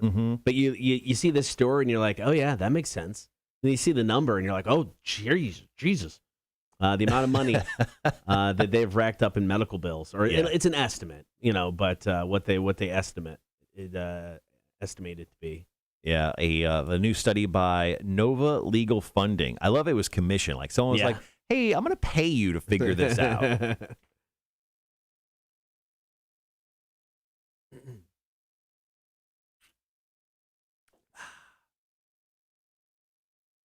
All right, guys, got about 30 seconds. I just remember on the second half of the show today, we're going to talk some fantasy football and who you should start and sit.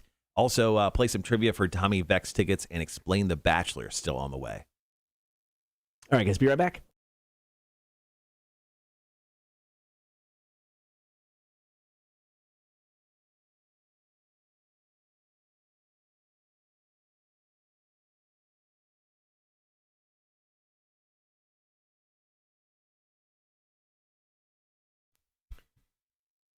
If you added up all of the hospital and medical expenses for the guys in Jackass over the years, you could have bought a private plane. Oh. It is crazy the amount of money they've spent in the hospital. Got that story next.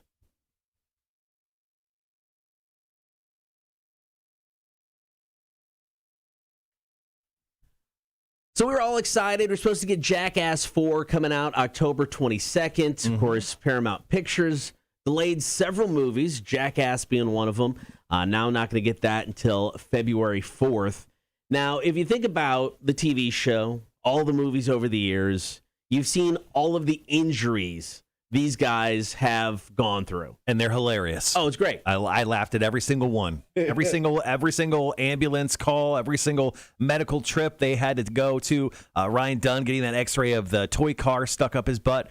Never gets old. I mean, if you're not laughing, it's a sign of disrespect. Yeah. This is what they're doing it for. Right. So, I mean, make it worth their while. Laugh at their damn injuries. Right. But I've never thought about the actual medical bills and how much this would actually cost. But now that you start thinking about it, you're like, man, number's got to be big. Well, a study was recently commissioned by Nova Legal Funding, and they have the estimated cost, and it is not cheap. $24,263,000. Yes. I mean, there's only about a dozen guys on the show that do stunts. Oh, I mean, we're just talking about, I think, the films as well. Yeah. So once again, over the 3 films, $24 million in medical bills. Now, if you kind of break it out, here's how they kind of figured it out. They pretty much took a list of all the guys from the show, pretty much wrote down their injuries, and then figured out what it would cost to cure them at a hospital. Johnny Knoxville tops that list. He came out with an estimated medical bill of $8.66 million himself. I mean, he's the leader of the team. I mean, his number's got to be higher. I mean, it just makes sense. And he's had 1,000 concussions, which definitely won't be an issue later. But this is ridiculous. Now, Aaron McGahee, who's Danger Aaron, he is a punching bag in so many ways for the gang. I mean, he knows his role. He gets paid. Yeah. He came in second with $7.38 million. Steve-O, third, and kind of a drastic drop, $2 million less, $5.82 million. Who's paying this? I mean, is this the responsibility of the movie studio? Yeah, I think this is just like Paramount Pictures. This is like MTV. They got insurance companies. They cover all these bills. These guys probably don't pay a dime for their hospital trips. It's so funny because you'll hear stories about how, an action star wants to do their own stunts, and the movie company is like, no. Insurance will not cover you doing this well plot out stunt with all kinds of experts. Yet you get a movie like Jackass where it's like, we're going to do some really stupid stuff and most likely injure ourselves. And everybody's like, we're in. Where can we give you money? So it's just kind of crazy. But $24 million in medical expenses over the past however many years, thanks to the guys in Jackass. And that kind of got us thinking, we've all done stupid things in our lives. Oh, yeah. I mean, not to the level of the guys in Jackass. At least I hope not. But I'm sure we've all got those things we did as a kid. And we look back now and we're just like, man, that was dumb. Yeah. That was really dumb, guys. So we got some of those stories. That's coming up next. It is the Cotter and Marshall Show, Rock 106.1. So, if you guys got any stories about things you did as kids, and now as an adult you look at it and be like, that was stupid, hit us up.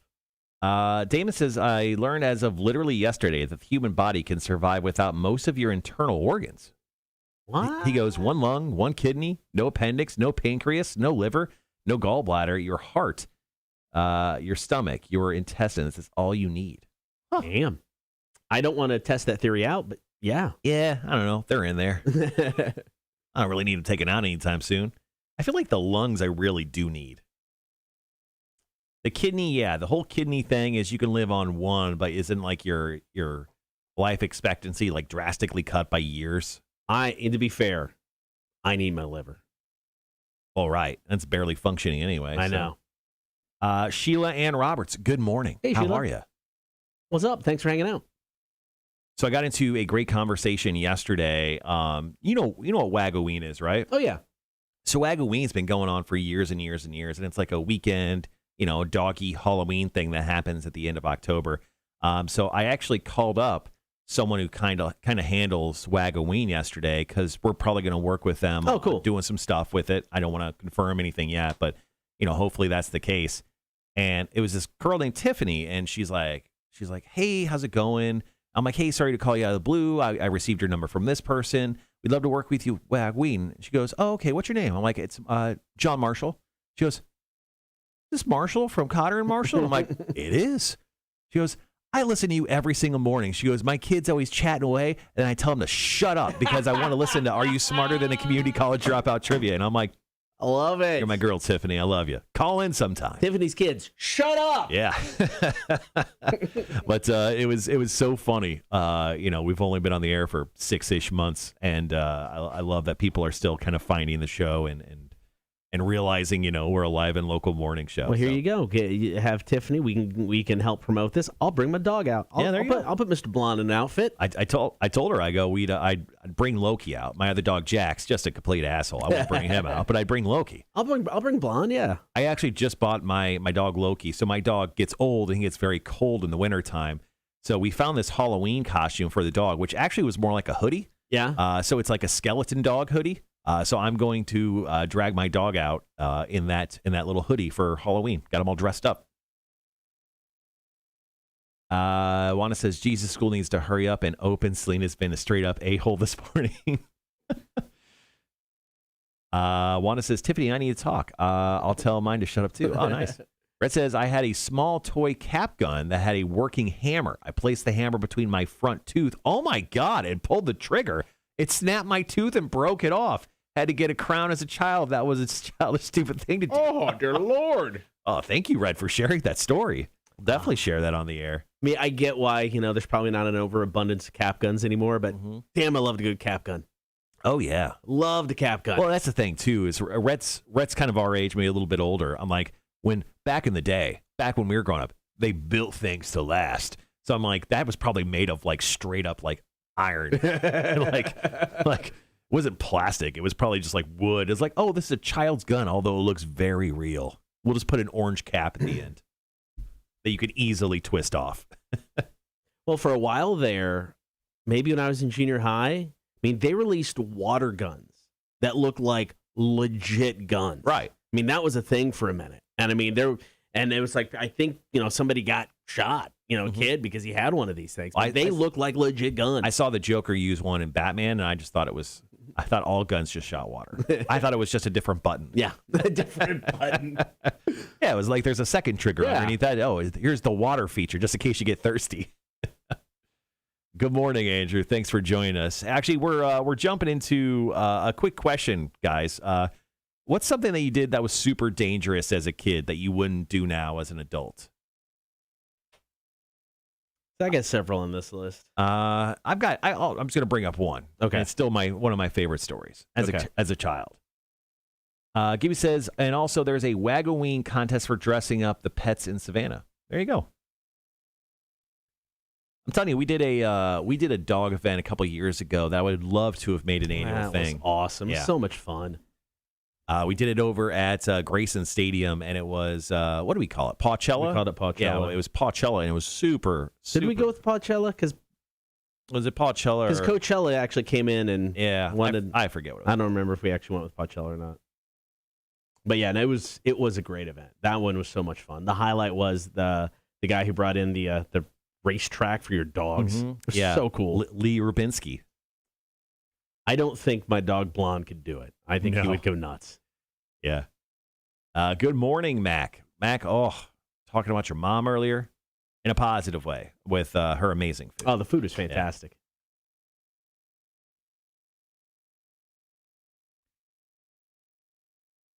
Hello, husband. Oh, look, it's Sheila. Hey, Sheila. That's funny. I was like, I'm not married to you. That's Andrew's wife. Max says, ooh, Scout should dress up for Halloween. Any ideas, anyone? Scout's just a tiny little dog. Yeah. Dress him up as a hot dog, like a little tiny, cocktail weenie. Yeah, I think I will dress up Mr. Blonde this year or something. I don't know what, though. I've never dressed up a dog in the past. Yeah. So I don't know. My wife's been into dog bow ties recently. Yeah. So my wife found these bow ties at Target, and they've been on my dogs for 3 or 4 months at this point. And we were in Target just the other day, and they now have dog bow ties that have little candy corns on them. So both my dogs are wearing little candy corn bow ties. Yeah. So they already have that.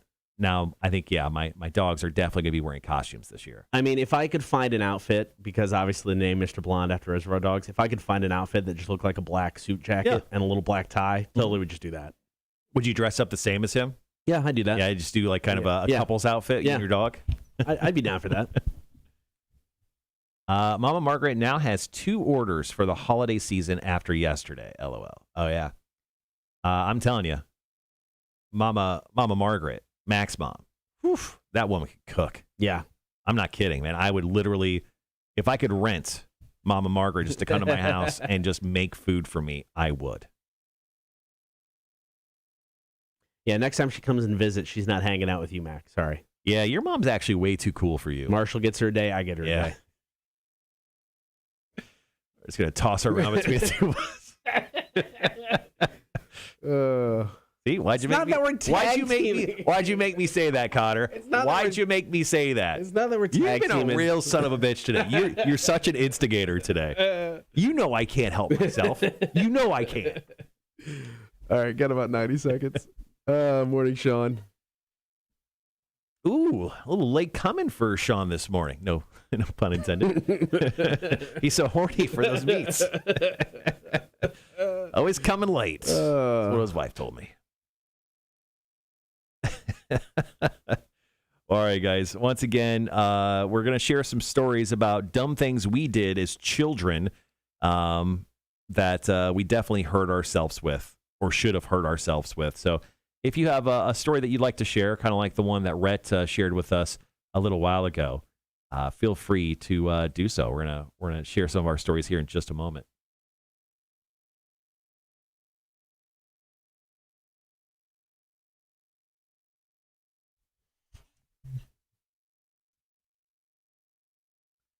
I've got Rhett's story available if you don't have it. Okay. Yeah, I'll share. I'll share that on here. Okay. Rhett, Scout does have Grogu-esque ears for sure. Yeah, dress your dog up as Grogu.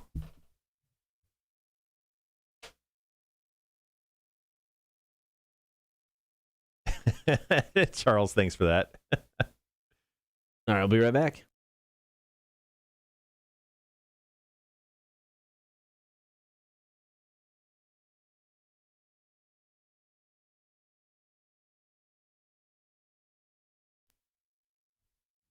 Talking about things we did as kids that you look back at now, just like, man, that was stupid. Yeah. Because I mean, this really inspired us because there was a study done.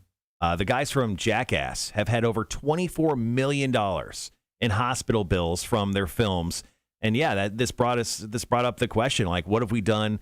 That we really shouldn't have. I mean, because we're adult men at this point. I think we know our limits. Like, our knees hurt when we stand up. We're like, we probably shouldn't do the things we did as children, because if you look back at it, we did some really dumb stuff. Now, to be fair, we do some really dumb stuff now that as adults we know we shouldn't do. Yeah, like drinking too much. We still do them. Yeah. Every Torture Tuesday. Yeah. So, Marshall, what do you have from back in the day as a kid that you look at now and go, man, what an idiot? I mean, I think I brought it up before, but it's still hilarious to this day. I learned in gym class one day how to do a front flip, and I don't know why. It was 7:00 at night on a weeknight. I decided to practice doing my little front flips off my bed onto the floor. Right. Well, my head hit the air register, which was on the floor of this older home, and I completely cracked my skull. I probably gave myself a concussion, honestly. Right. I mean, we didn't know enough about concussions when I did this, because I did it at a very young age, maybe 10 years old or less. But I mean, when I came to, because I think I knocked myself out.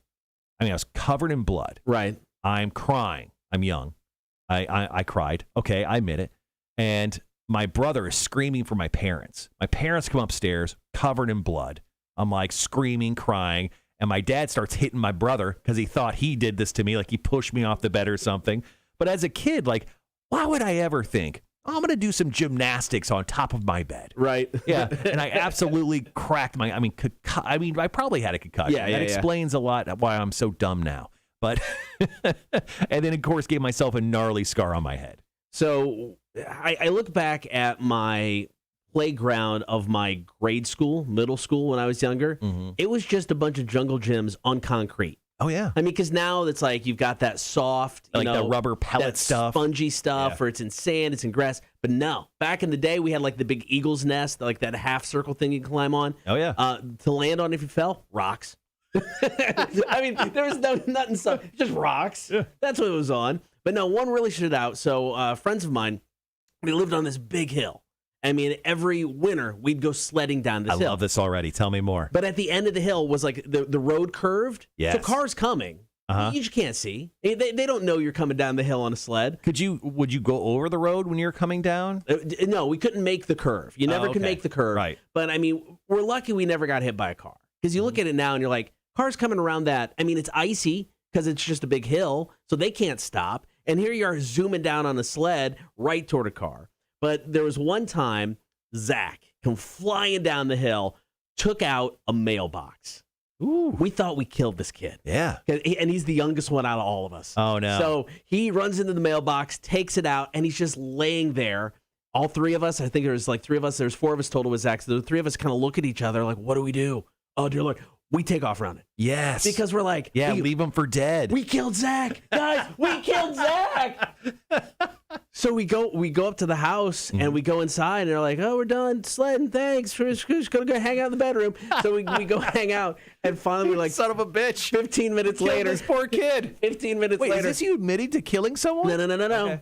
15 minutes later, here comes Zach finally trudging his way up. He was completely ticked off that we just kind of completely bailed on him. We didn't know we were 10 to 12. Oh, my God. We thought we killed him. Yeah, we thought he died. I know. I think that was his soul that walked up. I think you saw a ghost. I mean, I have since, driven that hill as an adult. Yeah. And I looked at it then going, what were we thinking? How are we?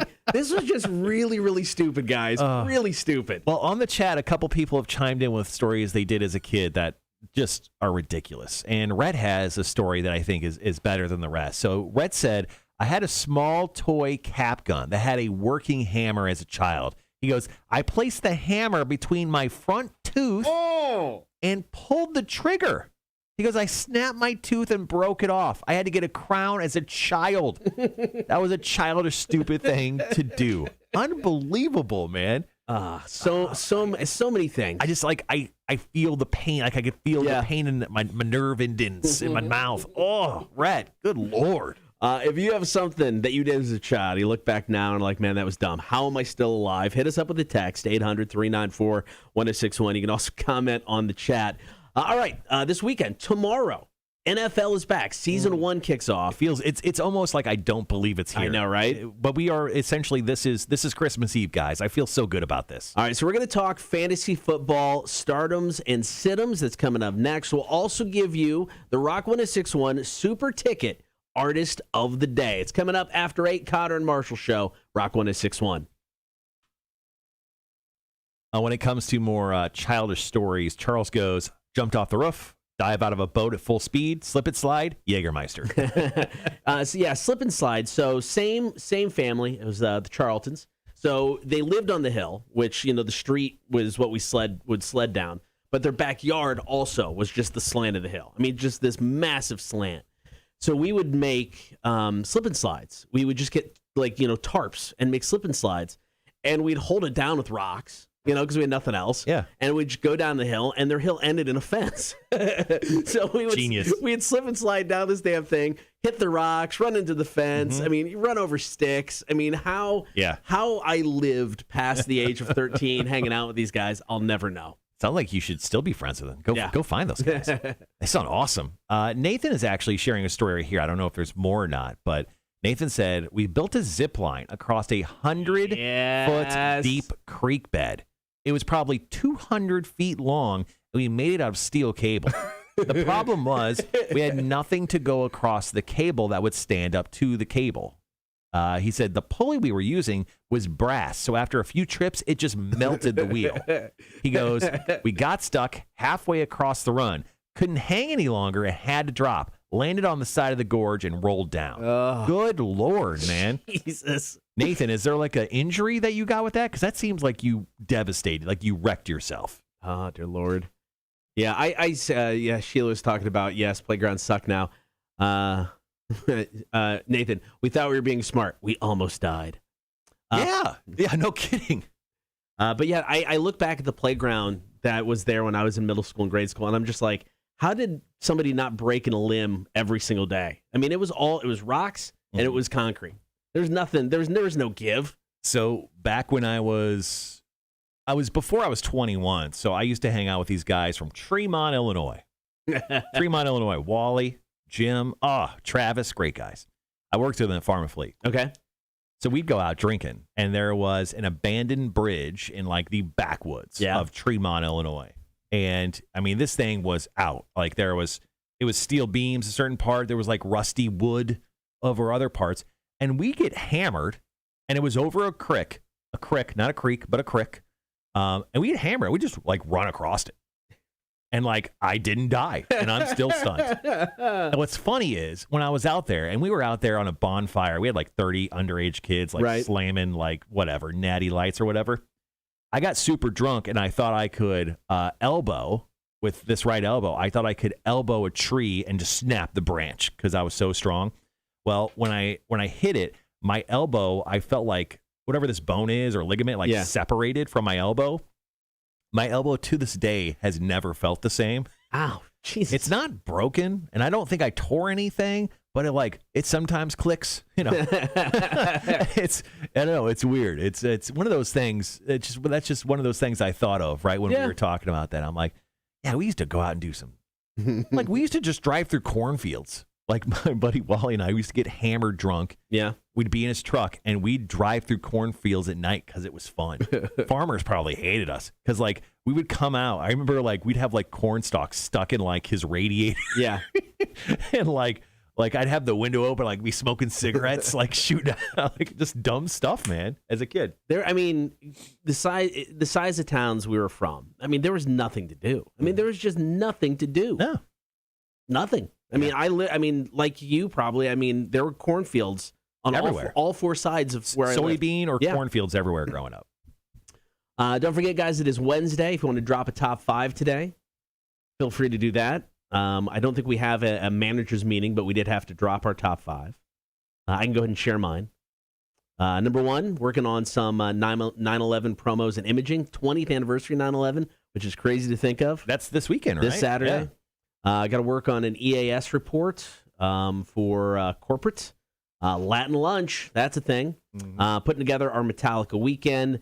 And then I still need to talk to our digital guy at corporate because we'd like to start putting audio from the show up on the website. Right. So once we get that, it'll be really cool because you guys can just go to the website or it will be set up like a podcast, like Apple Podcasts or Stitcher or anything you use. And you can download, the bits of the show. Good. So I really want to get the ball rolling on that. But I feel bad for Trevor. He's our corporate guy. He is our corporate guy. That's all we got when it comes to digital. One guy for 4 different markets. Yeah, I feel bad for him. Red says, we had the metal pole swing sets that my dad never buried into the ground. Oh, Jesus Christ. So when you swing high enough, the whole swing set would rock. We tipped that bitch over one day while swinging crashed to the ground. That's funny, man. Back to Nathan and his pulley story. Yeah, where he went over 100-foot creek. He goes, the area was so deep in the woods with lots of leaf debris on the ground. Okay, so he didn't die. Brendan said the funny bone. Oh, I broke my funny bone, maybe. Yep. Andrew goes, Marshall broke his weenus, elbow/funny bone. I probably did. That's true. Got a couple texts. Yeah. He said, it's Michael. I was preparing for a surf contest one year going into my senior year of high school. I was paddling out, and a surfer who was coming down the line, and there was a wave in front of her, hit him in the face with her board, split my lip open in the shape of a V. I went into shock, ended up at the hospital, 13 stitches to get my lip back together. Right. 2 years of reconstructive mouth surgery because the surfboard knocked out my tooth, the bone, and the root. Good Lord. I now have a fake tooth held in with a metal rod. Yeah. Yeah. Did you get with that girl, though? Most surfing chicks are hot, man. I'm just saying. Also got my father left out the carrot slicer one Christmas after making a cake. Ah, Christ. Here goes a finger. The next morning, I thought I would slice the remainder of the carrot. I was like 5 years old. No. I think I got 3 good slices in before I cut all of my knuckles and sliced the top of my knuckles off. No. My brother ran in with a towel, thought he was going to help. He shoved the towel in my mouth and shoved me in the closet to keep me quiet. Jesus Christ. Jesus Christ. Thanks for the help. Oh, shoot. Man, your brother's awesome. a piece of shit. That's amazing. Wow. Who right. was that? Tell that person thank you for chiming in. I don't know who Tell them to watch the live stream. Jesus Christ, man. All right. I'm going to share this story from Sheila, and then we can get some more top fives.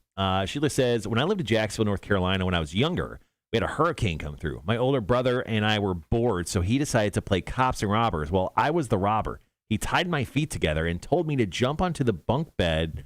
Our bikes were in our rooms at the time. I jumped, came down, and my head hit the side bolt of the bike. Full force, blood everywhere. I had to scoot down the hall on a stack of napkins to my mom. Good Lord, Sheila. Good Lord. All right, let's break down some top fives. Let's see. Oh, Mac's got one. Record show prep, ice my legs. Oh, she ran a mile yesterday. Must have been tough for her. CrossFit at 4:30. CrossFit 2 days in a row, Mac? Show off. And then do some cleaning. All right, I like that one. Charles got a top five. He has number 1, organize hunting gear. 2, recover the seat on one of the tree climbers. Number 3, scout some areas at my buddy's hunting place and put out corn. 4, check the scope. 0 on my crossbow. 5, sharpen cleaning knives because the arrows will be flying this weekend. I think Charles is a little excited about going hunting this weekend. Sounds Can you tell? like bring it on. Jesus Christ. All right, we got about a minute. You're going to do stardoms first? Yeah, I'll go with stardoms. Okay.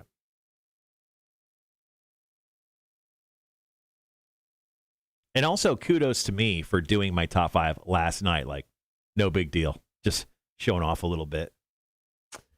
Yeah, we were ahead of the curve. Let's see. I'm working on some show stuff. I'm still reworking promotional calendars. I'm getting artist interviews lined up for multiple stations. That's right, multiple stations. Speaking of, we may have an interview tomorrow. I'll let you know this afternoon. Doing proposals for some Live Nation shows, which is what I hinted at earlier today, and getting with Mike on buys. And I'm awaiting to go to hear word on Wagoween. But hopefully we'll be working with Wagoween. I like it. That's my top 5. All right, guys. Got about 10. We'll be right back.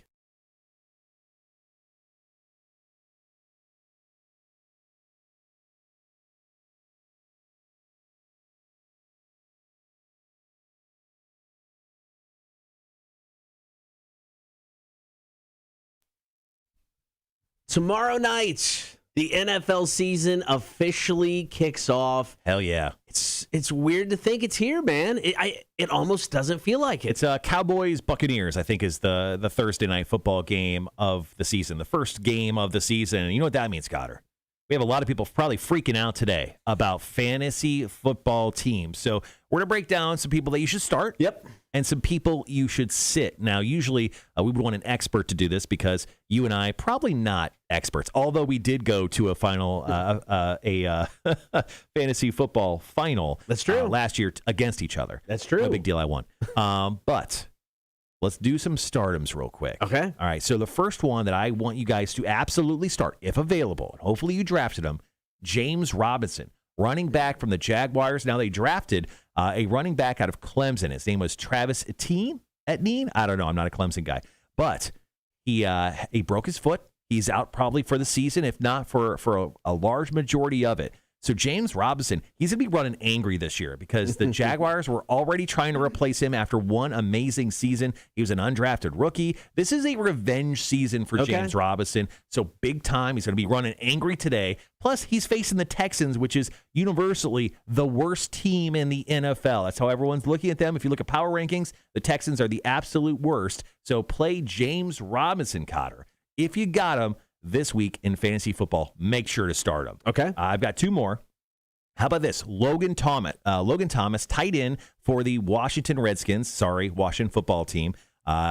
It's a rags to riches story for this guy. He's been in the league since 2014. He signed a 3-year, $24 million deal because he caught 70-plus passes last year. Before last year, he didn't catch more than 16. That's Holy right. Crap. Talk about a glow-up for Logan Thomas. If you picked him up as a tight end in your fantasy football league, start him. He's going to be a big deal for the Washington football team this year. Make sure to start him. They're playing the Chargers, not a great defense. And then finally, T. Higgins. He's like wide receiver number 2 or 3, maybe 3 for the Bengals. But this guy was on absolute fire. Rookie season last year, almost 70 receptions, 900 yards, caught 6 touchdowns. He caught 3 of those in like the last 6 games of the year. I'm just saying, this guy's heating up. He's going to be a beast this year, and he was kind of an overlooked pick in fantasy. If he's still available, pick up T. Higgins from the Bengals. They're playing the Vikings this week. Start him. All right, we got your sit-ems coming up next. Latest from the Foo Fighters. It's Making a Fire. This is the Cotter Marshall Show. Rock 106.1. Brett, I knew you would correct me there. Etienne, right? Etienne, whatever. Whoever that guy is, who knows him? He's injured. Does he even exist? I'm not for sure. Anyway, guys, fantasy football, James Robinson, Logan Thomas, T. Higgins. I feel real good about those choices. Start them.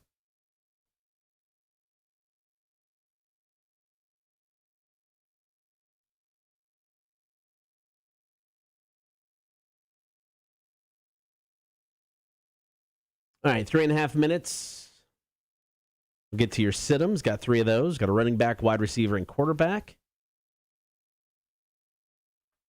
Coming up this hour, too, we'll hook you guys up with Tommy Vext tickets. All you got to do is play us in some Are You Smarter Than a Community College Dropout Trivia, which Tiffany listens to every day, and we need her to play.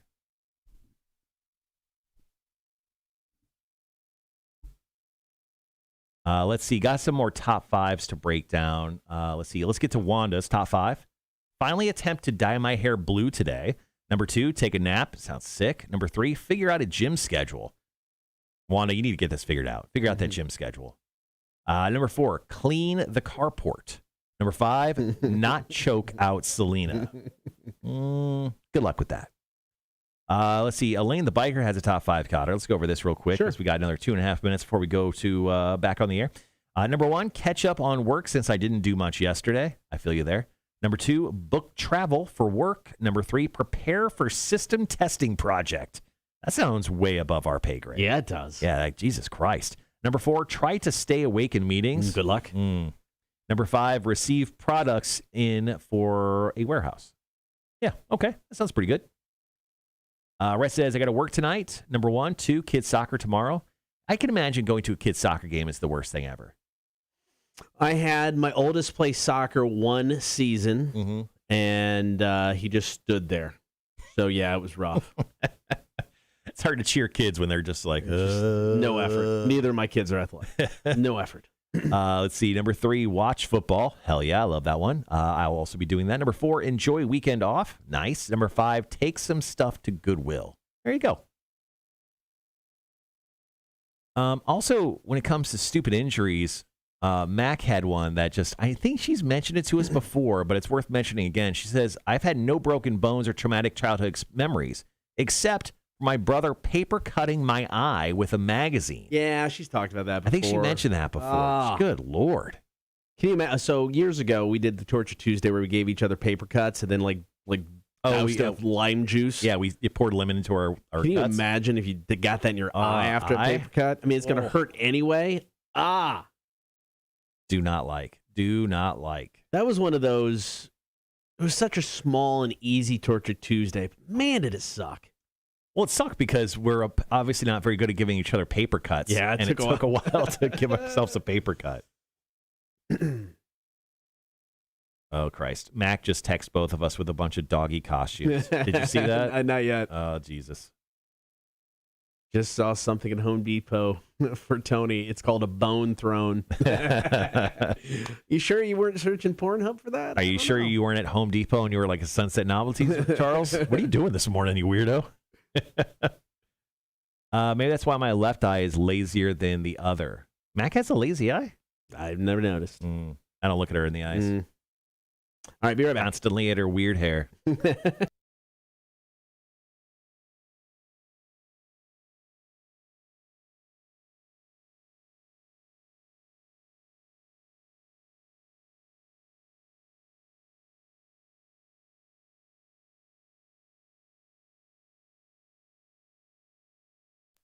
Football is back tomorrow. We'll be joined by the big guy tomorrow morning, 9 o'clock hour, for the big guy breakdown. Right now, taking a look at some stardoms and situms for fantasy football this weekend. Marshall, you just covered the stardoms. What about situms?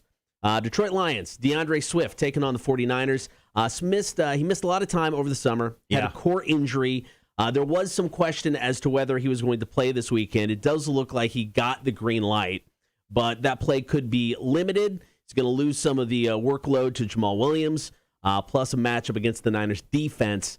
Not what you call favorable. No, I don't love that at all. I think that's a great sit-em for this week. Looking at wide receiver, we're going to ask you to sit Odell Beckham Jr. taking on the Chiefs. What? I get it. It's tough to say. OBJ? It's tough to say. OBJ? To sit somebody like that, but keep a few things in mind.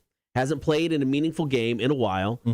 He could start the season off slowly, coming off major knee operation. Right. The matchup in Kansas City isn't favorable either, as the Chiefs allowed an average just 135 receiving yards and the second fewest points to wideouts in 2020. Yeah, and I just saw a poll that pretty much put guaranteed the Chiefs are going to be in the Super Bowl this year.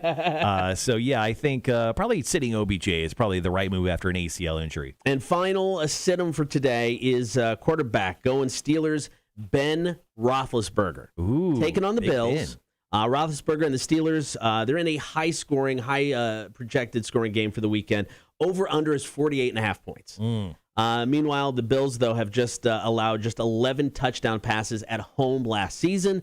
Roethlisberger has failed to score more than 13.5 points in his 5 career matchups against the Bills, and that includes just 4 touchdowns. Really? Yes. Why are the Bills There is Big Ben's kryptonite? I don't know, man. I don't know, but definitely don't look to start Ben Roethlisberger if you got a better choice. Those are some definitely good sit-ems for the weekend of fantasy football. Remember, first game is tomorrow night. Make sure your lineups are set. Yeah, I should probably do that. Yeah. I haven't even looked yet. Dang it, I'm going to lose. Yep. All right, coming up next, we're talking Metallica. We're going to celebrate the 30th anniversary of the Black Album all weekend long. We'll tell you how. Cotter and Marshall Show, Rock 106.1.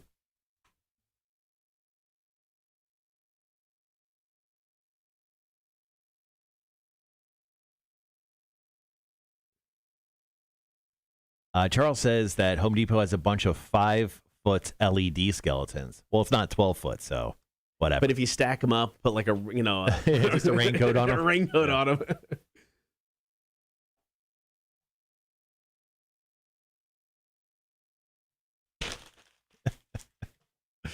All right. How much time we got? We got a few minutes. Right? Yeah. We got a song after commercials. Back. Yeah, sure. We got commercials. Then we got some System of a Down. Can hear some Chop Suey. Right. So next weekend is when I fly over to Arkansas to hang with the kid. Going to check out Arkansas taking on Georgia Southern. That's next Saturday. That should be a lot of fun. My brother and his wife going to drive down to Arkansas from Illinois. Going to surprise the kids. So that'll be a lot of fun. Looking forward to it. Kid is adjusting oddly well. Way better than we expected. It's funny. So we talk to the youngest pretty much daily. Either with mainly text, and then we actually call about once a week. The oldest, if we get a response via text, it's, yeah. And that's all we hear. He's living life, man. It's fine. He's 20 years old. He's going to be 21 in under a month. Jesus, I feel old. But it's funny just how different both of them are. Now, I don't expect to keep up this level of communication with the youngest her entire run in college. As she gets older, I'm assuming it will, drift off a little bit, but it's definitely different. The level of info we get from both of our kids, they are definitely different children. Oh, Max got some massages lined up. Yeah, both the wife and I, Tony, after the massage on Saturday, we were like, yeah, we're doing that again. So I think quarterly massages for the wife and I think is what we're shooting for. And I'm okay with that. That sounds fantastic to me. All right, so we're going to talk Metallica, the 30th anniversary of the Black Album. Coming up here before the end of the year, several albums came out in 1991. So several are celebrating 30 years. We'll get to a specialty weekend for Pearl Jam's 10, also a specialty weekend for Nirvana's Nevermind. So we'll do those within the coming weeks before the end of the year. Also coming up this hour, are you smarter than a community college dropout? You can score tickets for Tommy Vext, former lead singer of Bad Wolves. He's going to be playing, I almost said Shoreline Ballroom. He's going to be playing Victory North Savannah. That is tomorrow night. And speaking of Bad Wolves, got a brand new song from them. It will be one of the choices for Hefe 2, the new music beta fish, tomorrow.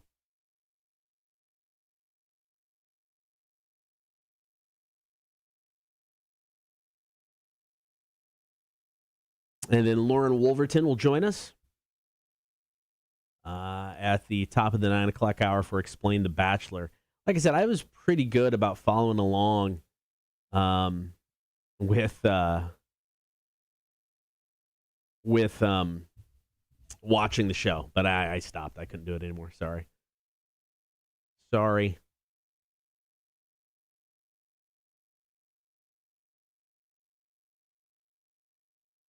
All right. Dang, man. All right. So look at these are albums that came out in 1991. All these albums celebrating 30 years.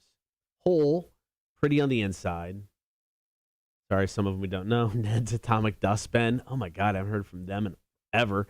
Dinosaur Jr., Metallica's The Black Album. Primus, Sailing the Seas of Cheese. Red Hot Chili Peppers, Blood, Sugar, Sex, Magic.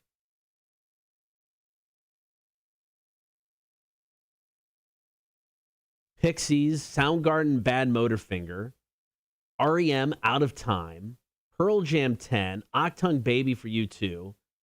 A Tribe Called Quest, the end of the Low End Theory, and then Nirvana's Nevermind. All of those came out in 1991. That's just stupid, man. Such a crazy year for music.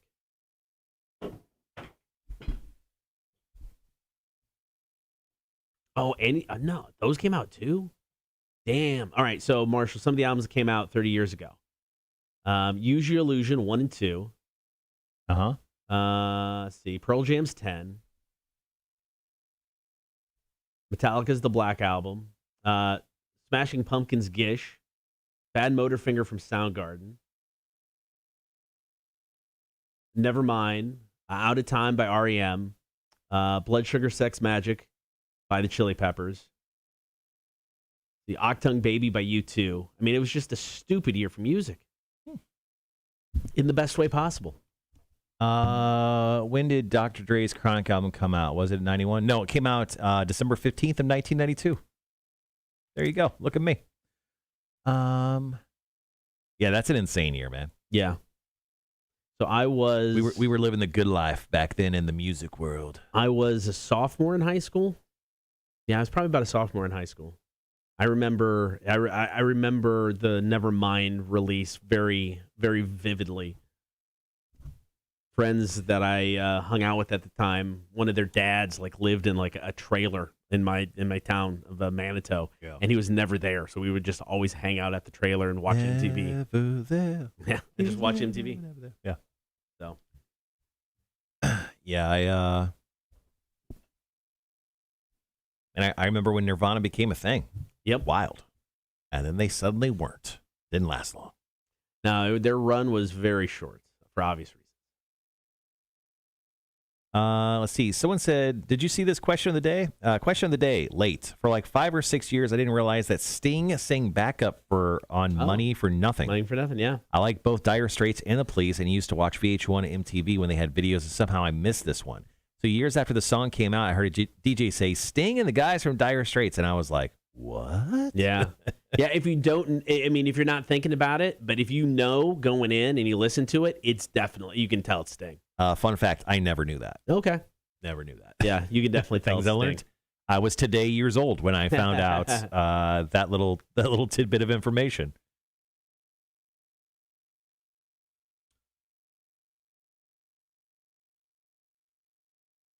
So I've had like 2 really weird nights of sleep. I was telling you earlier about the dream I had where I could use telekinesis on toilet paper rolls. But I've had some weird sleep, and that I don't know why. I had such a very vivid dream. In case anyone's on the stream watching now, I had a dream last night where I could use telekinesis and move stuff with my mind. But in the dream, it was just an empty toilet paper roll. And in the dream, I remember I stared at the roll for quite a while. But I remember I knew I could move it. Because if I was like staring at that football over there, yeah, it started having like it almost like it sunk in a little bit, like it kind of got slightly crushed, like my mind grabbed it, you know, right? Like how you grab like a can and it kind of sinks in a little bit because you're kind of gripping it. It looked like it kind of gripped it a little bit, kind of like deepened and darker in color, and that's how I knew I could lift it with my mind. That's kind of amazing. I don't know. You have any weird dreams like that? You ever like have like telekinesis or superpowers? You ever fly? My wife just told me the other day she had a dream that she could fly. Yeah, I'm sure I have. Yeah? I mean, I don't. It's like, you know, I'll wake up and I'm like, man, I'm gonna remember that dream forever. And then like 2 minutes later, I was like, it's gone. Yeah. All right, guys, got about 10 seconds. Be right back.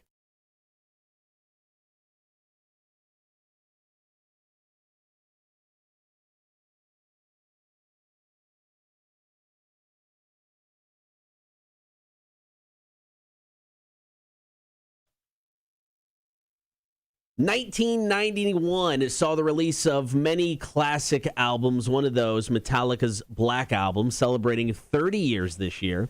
So this weekend, we're going to honor that album. We've got, starting Friday at 5 o'clock, Metallica at the top of every hour. And then Saturday and Sunday, noon and 5, playing the Black Album in its entirety. So you also get a chance to listen all weekend long for your chance to win a digital download of the newly remastered Black Album. The one grand prize person will win a 3 CD expanded edition with all the extra goodies and who's it's and what's it's. It could be yours just by listening up to the radio station this weekend as we celebrate 30 years of Metallica's Black Album. We're not even going to talk about the, 4 previous albums to that. I mean, like, these guys are insanely... I mean, they're getting to the point of like Rolling Stones old when it comes to... They're getting there. To their profession. And I see them as the Stones touring into their 70s. Yeah. I mean, I don't see them slowing down anytime soon. I mean, they're going to have to tag in like Lars Ulrich's sons at some point. Agreed. I think play drums. Drumming is going to be the issue. It's not like Charlie Watts just sitting back there holding it down. Yeah. It's a little bit more, demanding. But I see it, man. I don't think I just think they really love what they do. Now, you also, one thing you missed here when it came to the celebration of the 30 years of Metallica's Black Album this weekend, this coming Friday, we're doing the Mount Rushmore. Oh, yeah. Of songs from Metallica's Black Album. Obviously, legendary songs on that album. So you and I are going to battle it out and try to put together our Mount Rushmores, our personal Mount Rushmores, of the best songs of that album. I can't wait to hear how this one goes. Yeah, this one's going to be interesting. So that's going to be Friday as we celebrate 30 years of the Black Album. Coming up next, your chance to get in on some trivia. Are you smarter than Community College Dropout? Brought to you by the Savannah Bar Crawl. It's coming up. Here's Smashing Pumpkins, Rock 106.1. So speaking of specialty weekends, since we got a pretty decent response when it came to, especially early in the countdown, just some of the weird stuff we played. So I think what we're going to do once a month, a Zero F's weekend, where we just kind of play that weird random stuff that we used to play, don't play anymore, and I think we're going to do that about once a month, just to kind of have some fun with it. Okay. Sheila says, I dreamed I could fly, but then I fall jerk, and then wake up myself in the dog. Yeah. All right, guys, so we're about to jump into Are You Smarter Than a Community College Dropout trivia, brought to you by our good friends at the Savannah Bar Crawl. Obviously, last Saturday's, I think, Tailgate Bar Crawl was quite good for them. So glad you guys were able to go out and support that. Make sure to support them. It's great local business, doing some great local things. So I don't think I have played trivia in like 3 weeks. It's been a while. I've written lots of trivia lately. Okay. So hopefully, I'm ready, in case they pick you. But we'll see. We'll see how it goes today. Well, hopefully they do choose you today. I'm actually sick of playing. Because the last 4 games have not been kind to me. I've lost once. Yeah. That was yesterday. Yeah. I tied once, and I've won twice. So Okay. I haven't been exactly sharp when it comes to trivia, and I'm not happy with it. All right, we'll find out who's going to play, who they're going to take on, coming up in about 2.5 minutes. And keep in mind, too, if you guys want to play yourselves, the phone number, 1-800-394-1061. As soon as we jump back on the air here in 2.5 minutes, feel free to start calling us. And the first person in will take on one of us, hopefully Cotter, in some Are You Smarter Than a Community College Dropout trivia. Here's the details, Cotter. Obviously, we had some phone issues there for a second. Yeah.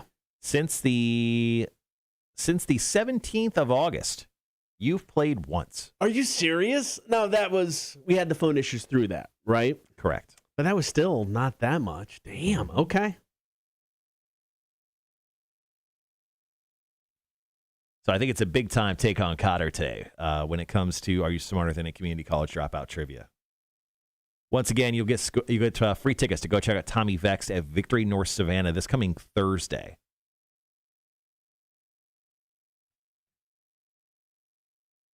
Just for playing. You don't even have to win, lose, or draw. Just have to play.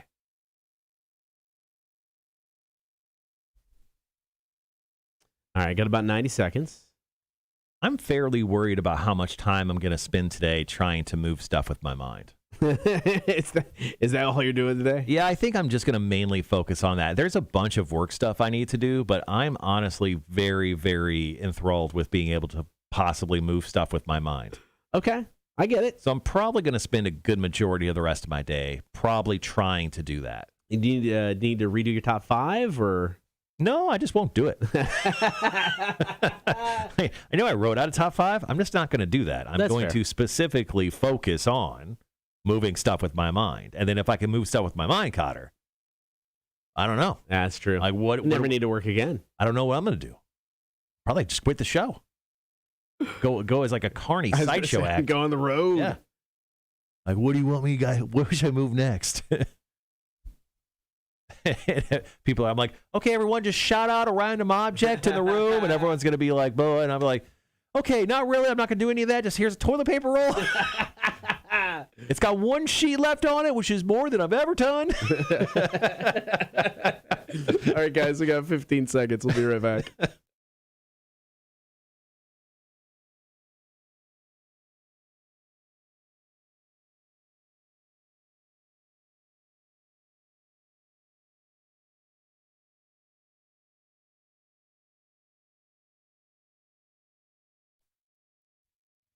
Are you smarter than a community college dropout? It's another round of trivia brought to you by the Savannah Bar Crawl. Who wants to step up and take us on? And the moment you call us up at 1-800-394-1061 and be the first person in, you are already guaranteed tickets to go check out Tommy Vext, formerly of Bad Wolves. You know the band. He's playing a show this coming Thursday.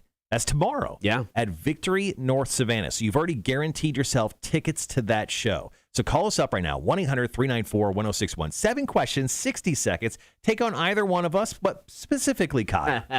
It's been a month and a half. It's been 3 years. It's been a while. It feels like forever since someone took Cotter on. So let's go ahead and get this going. Are you smarter than a community college dropout? It's up next. Rock 1061.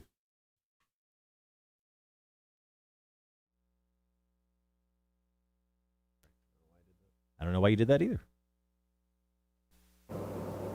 Rock 1061, who's this? It's Cassidy. Cassidy. There we go. All right, man. You want to play some trivia today? Yeah, absolutely. All right, who do you want to take on, Cotter or Marshall? We'll go with Cotter. All right. Yes, I love it. All right, Cassidy. All right, good luck, man. Good luck. Here's the deal. You've already won yourself Tommy Vext tickets. He's playing Victory North Savannah tomorrow night, but now you must take on the beast known as Cotter. 7 questions, 60 seconds. If you don't know the answer to one of these questions, feel free to say pass. There's also a couple multiple choice questions in here. I'll let you know when those questions come about. Are you ready? Yes. All right, here we go. Question number 1. The Pine Barrens in southern New Jersey is the supposed home of which legendary creature? Pass. Question number 2 is multiple choice. What is the only dog rated above the Basset Hound for its sense of smell? Is it the Bloodhound or German Shepherd? Bloodhound. That is correct. Question number 3, once again, multiple choice. The counties of Washington, Monroe, Franklin, Polk, Jefferson, Jackson, and Liberty are in which U.S. state? Georgia or Florida? Georgia. Incorrect. Question number 4, what kind of animal was the now extinct dodo? Bird. That is correct. Question number 5, multiple choice. Mycophobia is the fear of micromachines or mushrooms. Mushrooms. That is correct. Question number 6. The popular caterpillar sushi roll features unagi, the Japanese word for what type of sea creature?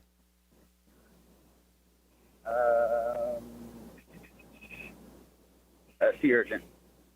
Incorrect. And here's your last question. Who was the first boxer to win the World Heavyweight Championship 3 times?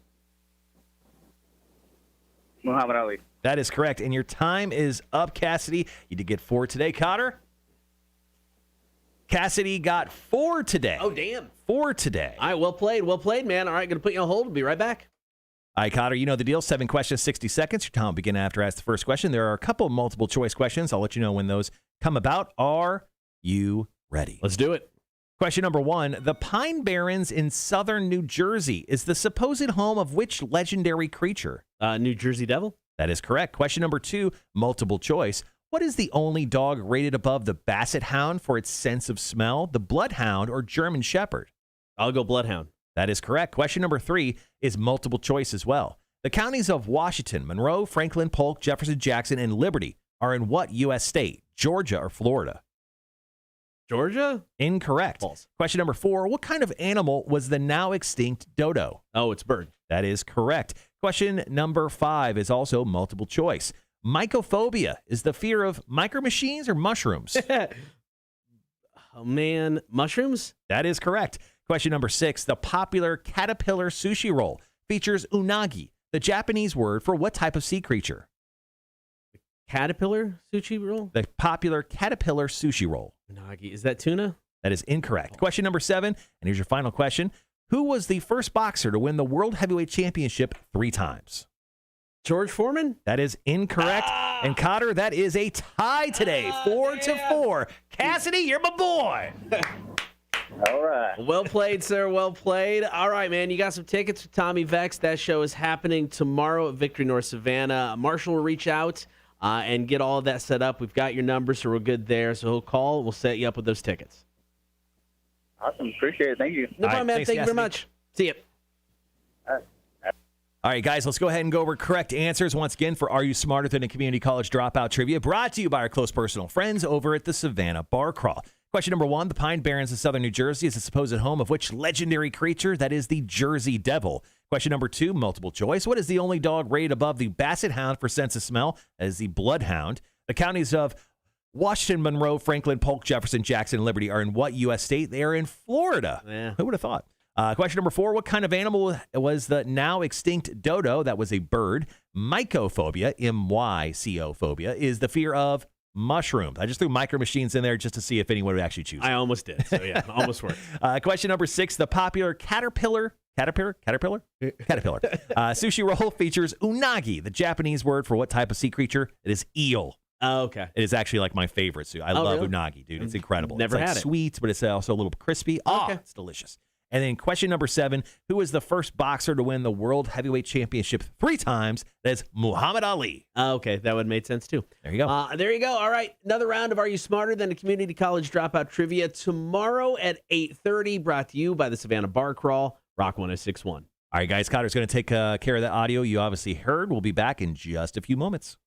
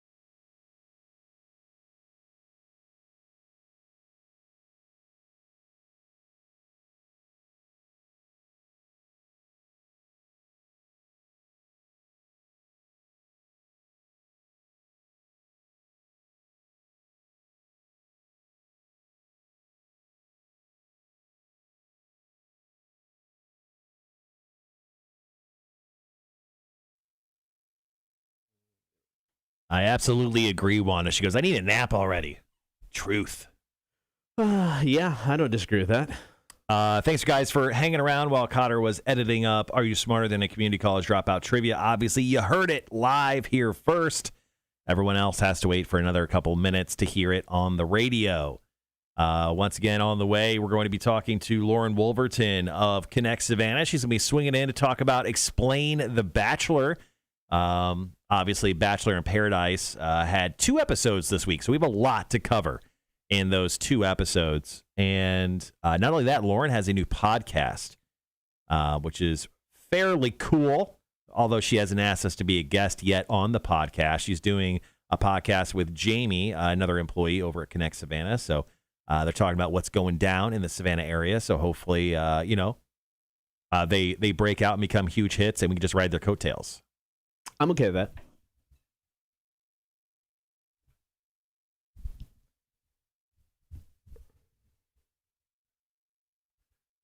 What do you got going on after the show today? We don't have our managers meeting, but I do have a meeting at 11. Mm-hmm. After that, I am out of here. As soon as that meeting's done, going to go home.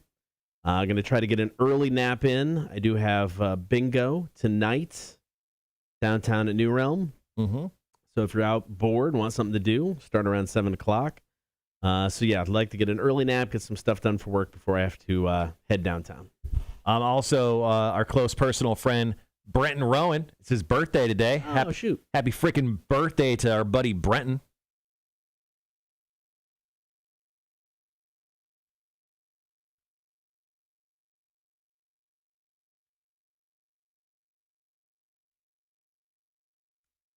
I got to run off, and it's my wife's birthday month, so I have to run off and grab a present for her that I've been waiting on getting for a while. Okay, nice. I don't think she's watching. No, she's at work right now. She's a big plant lady now.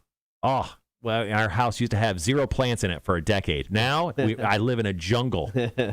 So she wants this cactus that looks like pearls. It's like little beads that run into other beads. It looks like anal. It's like the anal bead of cactus plants. Okay. I forget the official name of it, but she wants that plants for her birthday. So I'm running to the plant store in Richmond Hill to pick it up. All right. It's obviously a big day of fun stuff. Then I actually have a bunch of work stuff I need to accomplish.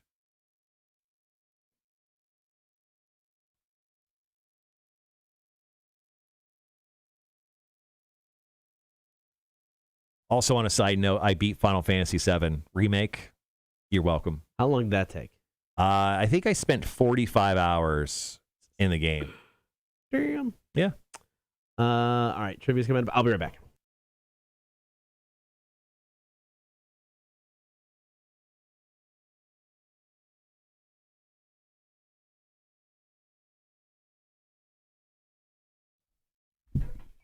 Thanks there, buddy. He goes, I'll be right back, and then turns the mics off like he's closing out the shop for the night. Anyway.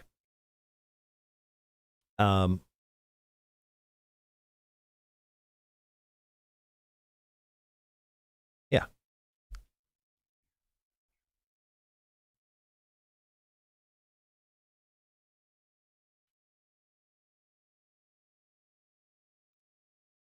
I totally lost my train of thought. But anyway, we'll talk to Lauren Wolverton coming up here for Explain the Bachelor.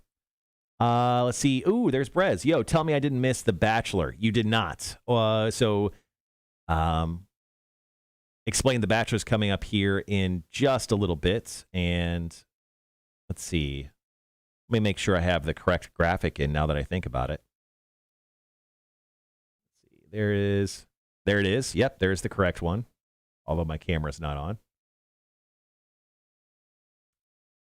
Oh, and Brez, here's what the Mount Rushmore looks like. Still funny.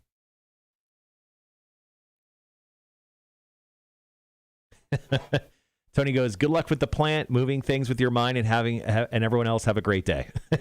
Thanks, Tony. Have a good day. Oh, there we go. Have a good day. Yeah, you turned the mics off. You left the room earlier, asshole. Both of them? Yeah, you just turned them both off. That's good. Like you're closing up shop for the night. All right, guys. Peace out. Have a great night. I think it's fair.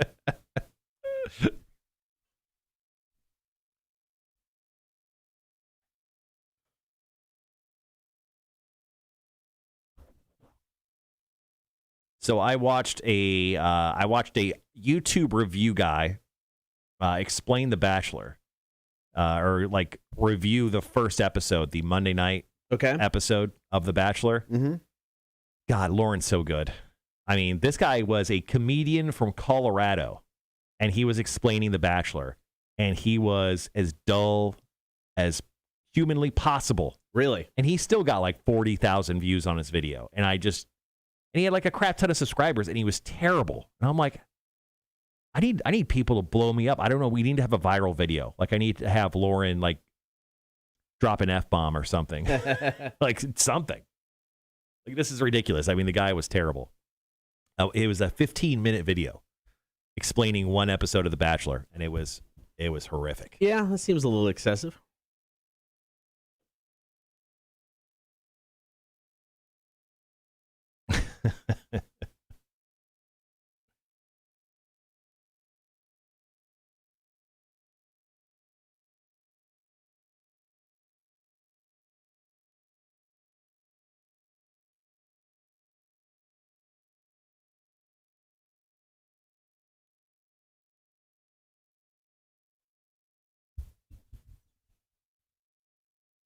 All right, got about 2 minutes left in trivia. Got some commercials, couple tunes.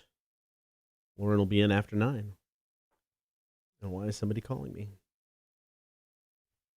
So I am on, for some reason, I don't remember if I brought this up or not. So I want to say it was previous owner, Alpha Media. Mm-hmm. Got a station in Louisville, Kentucky.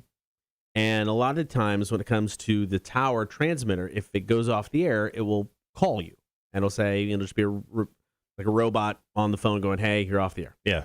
For some reason, every time the station in Louisville, Kentucky goes off the air, I get a call. You can just block it. Oh, yeah. But so I know when they're off the air now all the time. And lately, it has been a lot. Yeah. So Michael K. Williams, Whitey from Boardwalk Empire, and, of course, a bunch of other projects and everything. He passed away at a suspected drug overdose. Apparently, there has been a bill proposed in his honor. It aims to reduce mass incarceration in New York.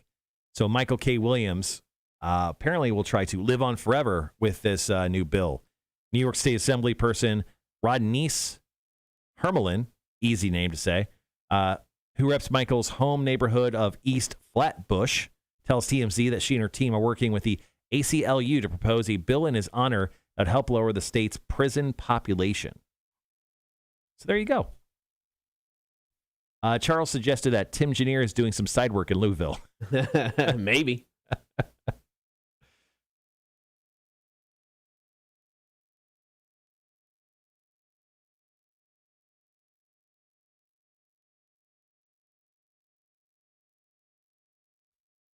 So Akon said that with Michael K. Williams' death, it proves that rich and famous struggle more than poor. I saw that, and I'm like, come on, man. So Akon had an interesting take saying that rich and famous people go through more issues than the poor. And he says, more money, more problems.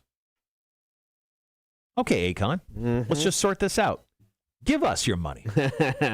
Give us your money, and we'll figure out if that's true or not. I think that is a very fair experiment that I would like to take part of. Yeah. I think I saw a movie based on this once. Eddie Murphy? Andrew says, I think Rhett should hook us up with a taser. I'll sign the waiver. We can make a Torture Tuesday out of it. Then we can drink beers and go disc golfing. It sounds like Andrew just wants that to happen on just on a regular day. Like it should just be called Saturday instead of Torture Tuesday. He just really wants to be tased. He just really does want to be tased.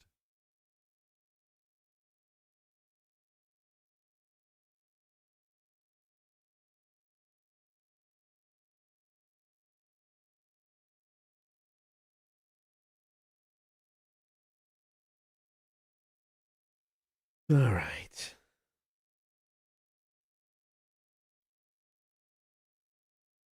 It was last night, but Jamie Spears has asked the judge to terminate his conservatorship over his daughter Britney Spears. So hashtag Free Britney is working, guys.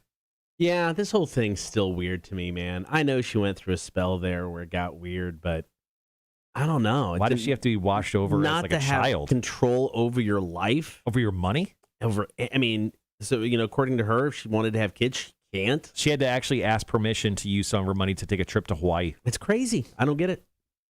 I mean, I don't know the whole backstory, obviously, but I know what's going on. It just seems ridiculous to me. Andrew goes, "It's a trap. I tase you back." I knew it. I knew it. So yesterday you asked me if I've been watching that What If series on Disney Plus. It's the animated series. Yeah. So they did the zombie episode, which is based on a comic book series where, the Avengers turn into zombies or whatever. Right. So the 5th episode, entitled just Zombies or whatever, is stated as this. The 5th episode is too busy with mindless action to tell an interesting zombie story. They gave it a 5 out of 10 on IGN. Damn. Yuck. No love for the What If series. People have been hammering that. Yeah. Like I said, I mean, and without watching it, and I was hoping for it to be individual standalone episodes. Here's a what if happened here. Here's a what if happened here. The way and once again, haven't seen it, so it could be wrong, but from what I heard, it's like they took one what if, and then it's kind of all based off of that change, and it's led into a series that all connects. Now, like I said, could be wrong, but I just wanted non-canon, weird-ass stuff, that, what happened to this? But I don't think that's necessarily what it is. Right.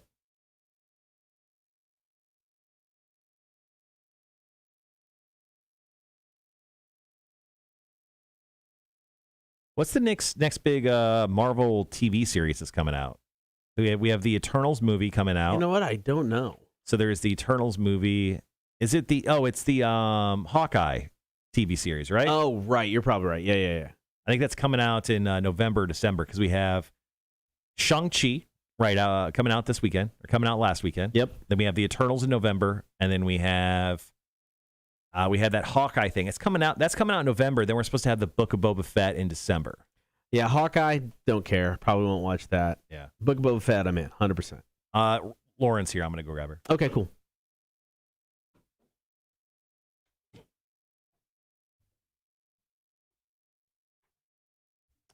Yeah, man. For me personally, anyway, it's like I get why.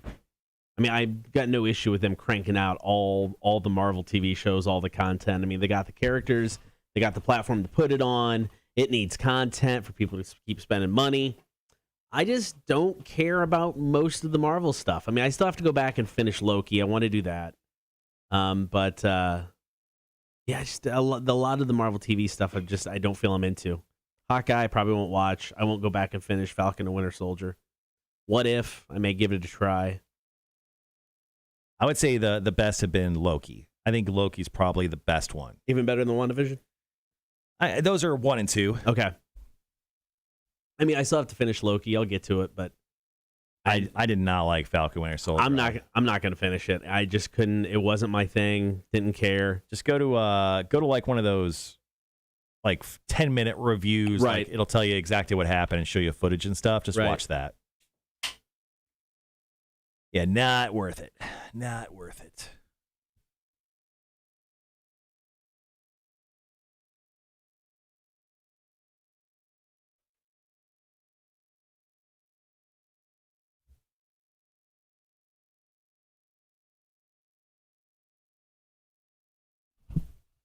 According to a new report from The Guardian, nearly 300% more COVID patients are in U.S. hospitals this weekend than a year ago.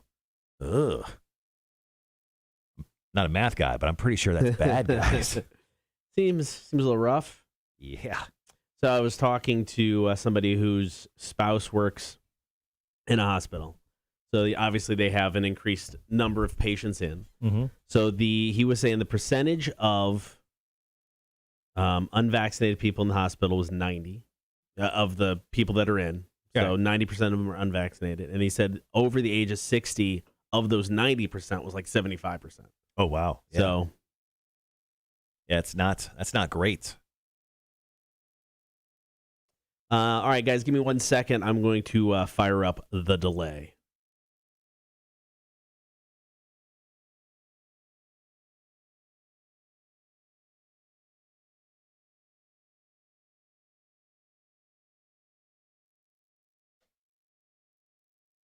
Okay, there we go. So this happened, I think, overnight, man. Did you hear about that earthquake in Mexico? No. A powerful earthquake struck southwest Mexico near the beach resort of Acapulco on Tuesday, killing at least one man who was crushed by a falling post and causing rockfalls and damaging buildings.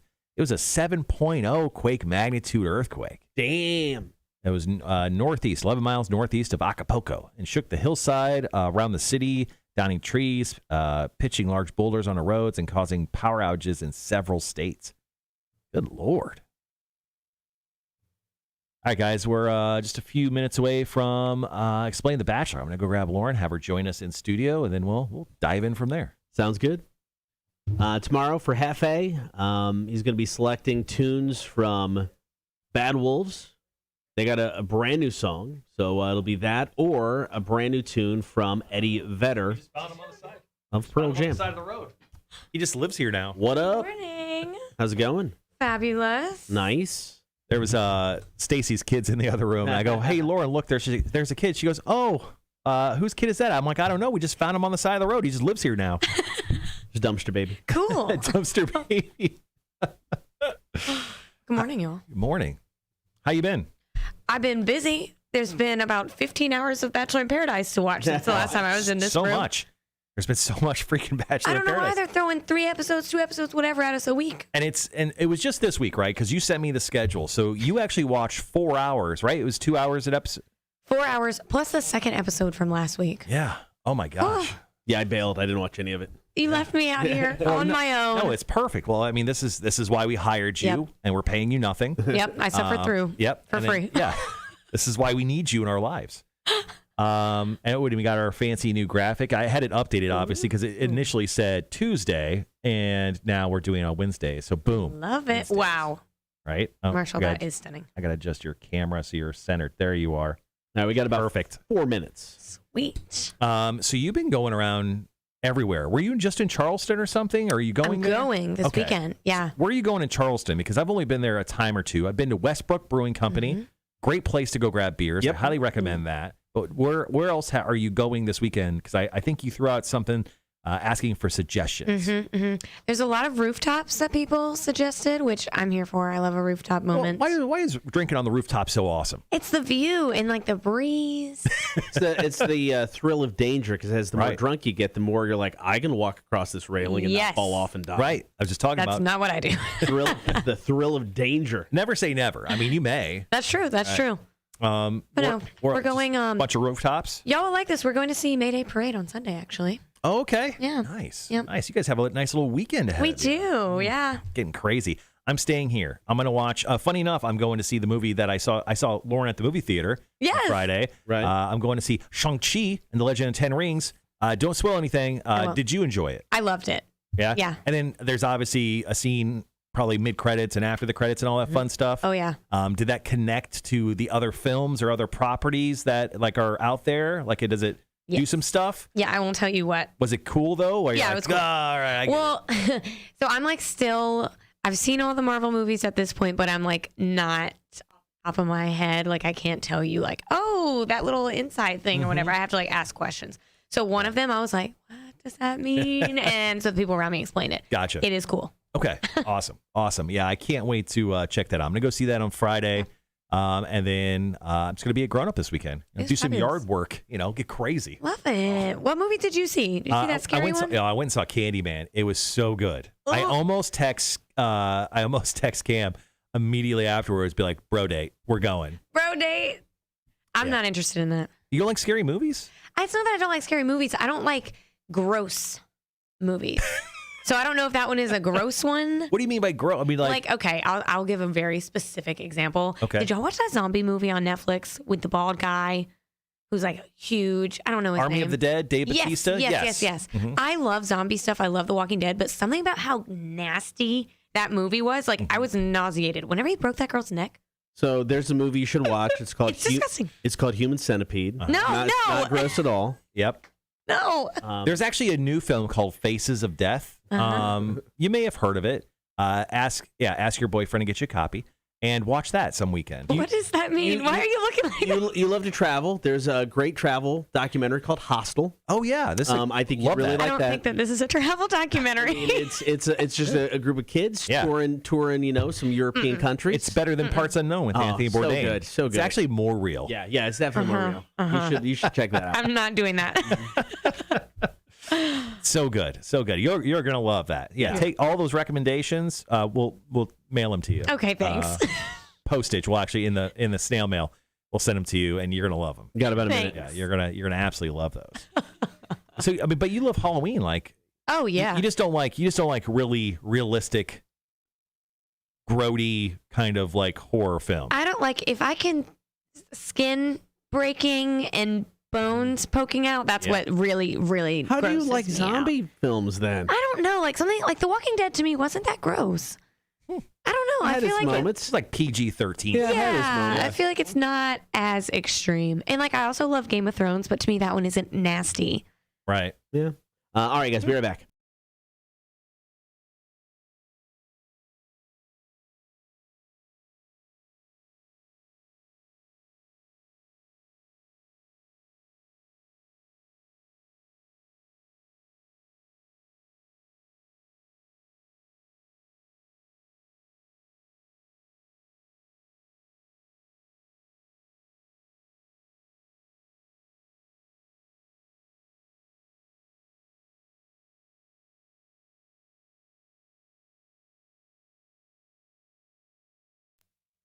All right, once again, joined in studio by Lauren from Connect Savannah. Good morning. Good morning. Now, I feel with Bachelor in Paradise, they're just like, we're going to film 9,000 hours, Yeah. and we're going to air 8,999 of those hours. I am tired.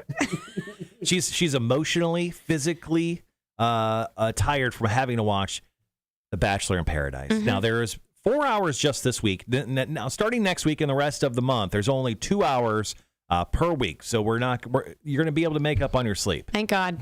But let's just dive right into it, because last time we talked, there was another episode last week that was airing last Wednesday, and then there was 2 this week. So kind of break down what has happened in the last 6 hours of The Bachelor. All right, deep breath, y'all. I've got like the crash course written down in my notes here. Okay. Brendan and Piper. Do y'all remember Hot Brendan? Yeah. Everyone loves this man, Oh, right? yeah. There was that little rumor floating around that he had been seeing Piper. Guess who showed up? Piper? You guessed it. Yeah. Whoa. Yeah. So Piper shows up, and sweet Natasha that he's been hanging with, he just like threw her to the curb. Like he was done. As soon as she got there, she asked him on a date. He didn't even ask anybody. She didn't talk to anyone else. He just went on this date. And sure enough, people are like, oh, y'all been dating before. So then like on camera, they're talking about like how many Instagram followers Right. they're about to get and stuff. Real shady. So that's where they're at now. People are pissed at them. People are more pissed at Chris, including me. Do y'all remember Chris? Why? He was Why? one of the 2. He came in like a pair with Chasen. Oh, they were the smoke show guys, right? Yes, Okay. yes. Yep, Yes. smoke shows, smoke bros. So he was like going steady with Jasenia, and they were very cute. And then all these new girls showed up at this VIP party, and I guess he knew this girl. I don't even remember her name. Alana. If your name is Alana, that's no shade to you. Ooh. I don't But- think Lauren likes Alana's. Apparently not. So Alana shows up, and I'm not even kidding y'all.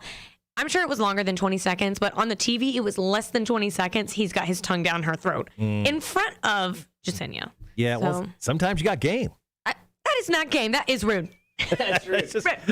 So with this show, obviously they keep bringing more and more people in. Right. Do they have all of this like scheduled out? It's like, all right, we're going to bring in this person this episode, this person this episode, or is it kind of like, oh, this kind of plot twist happened? Get so and so on the phone. We need them in 2 weeks. I mean, is it a fly by the seat of their pants sort of thing, or is this like a well-oiled, crafted machine? I think that it's like very well crafted. Okay. I mean, it might be on the fly, like they might see something like unexpected, Right. but I think that these producers know exactly what they're doing. And I think that like Brendan had been just waiting for Piper to come down the stairs. And so they just like kept, nurturing him and Natasha's relationship just enough where we all love it. And then they're like, boom, cue Piper. It's a manufactured drama machine. It Bachelor, is. it's Bachelor in Paradise. It is. But look, Okay. they took it into their own hands last night. They straight up kicked Chris and Alana off the island. The contestants just told them to pack their bags. Like, Really? yeah. They They just had, said, we're not friends. Get off the island. Like they just had a boat chartered in. They had 2 cars just waiting. So the producers, I think they definitely knew that it was going to go down. 'Cause Right. They had, 2 SUVs waiting. Sure. But yeah, the contestants were not having it. Okay, good lord. I mean, I'm already through an emotional roller coaster over here from just Tell me what you about told it. us. Tell me about it. All right, so we'll get to more Explain the Bachelor. Bachelor in Paradise. It's been going on for what seems like 4 months already. But we've got more with Lauren coming up next. Aaron Jones. This is Supercharged, Cotter and Marshall Show. Rock 106.1. 4 months is correct. Aaron Jones, he's coming to District Live downtown Ooh. Savannah on a Saturday. Yeah. Have y'all been there? Have not. I think they're doing technically their first official show is coming up this Friday. Molly Hatchet. Yeah. Oh, classic. They're going to be doing a show this coming Friday. I think that's the first big rock show they're doing at District Live. I So. want to just see that rooftop pool in that building. They have a rooftop pool? Yeah. Okay. Yeah, I need to. So our buddy Tyler Gray, who works for the Savannah Bananas, but also for Plant Riverside District, he's down there and he loves calling me almost every day. So I need to get him to give me the tour of I the love building. Tyler. Mhm. When he calls me, he goes, "Hello, friend," every time I answer the phone. He called me on Labor Day, and I'm like, "Hello, sir. I am not laboring today."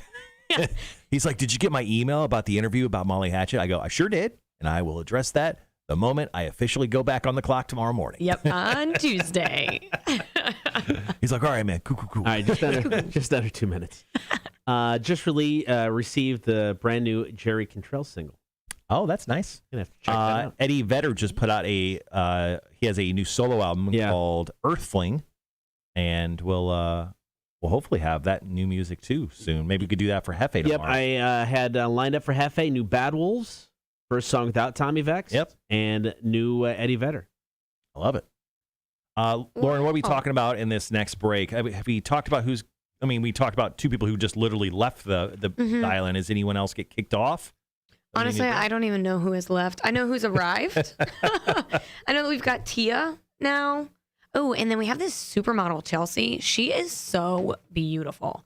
She's like 7 feet tall. The boys are shook. The boys are shook. I'm gonna ask how does this whole thing actually end? Okay. What's like with The Bachelor, we know it's one person left. Yeah. So I think there can be multiple engagements. I think. okay, yeah, I'm just gonna kind of ask that. Yeah.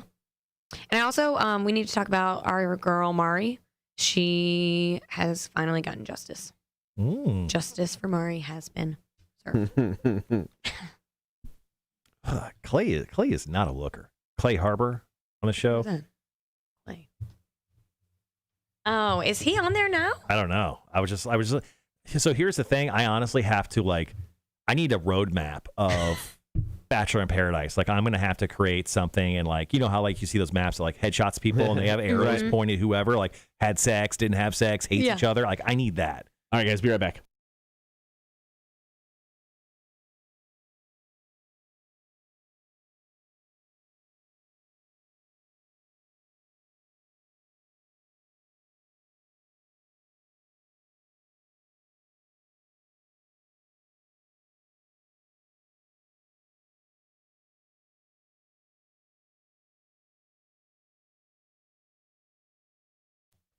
So as we've been watching Bachelor in Paradise, obviously different than The Bachelor, where it's, one person looking for love with the, group of other people that they kick off the show.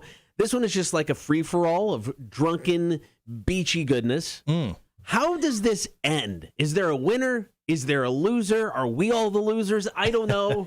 We're 100% the losers for giving it this much time. 100%. But no, the winners, I guess, are the people who end up engaged. So it's not like just one couple gets engaged. I think they get down to the end and then you can get engaged or you can just not.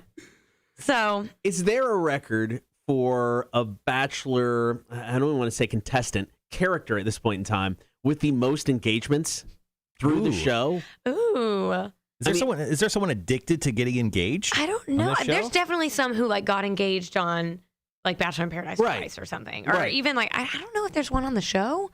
like who got engaged on actual Bachelor, then went on Paradise and got engaged. I don't know. I mean, there's got to be somebody with like 2 or 3 engagements through the show at this point. Oh, 100%. Honestly, Grocery Store Joe could be it. I don't know if he's been engaged, but he's made enough appearances. 100%. Now, I read, and because once again, I'm doing my part for this bit, I have not watched The Bachelor in Paradise. Apparently, to what I've read, obviously we lost a couple people last night in last night's episode, as we talked about. But apparently 4 more women have joined the cast. Do we like these women?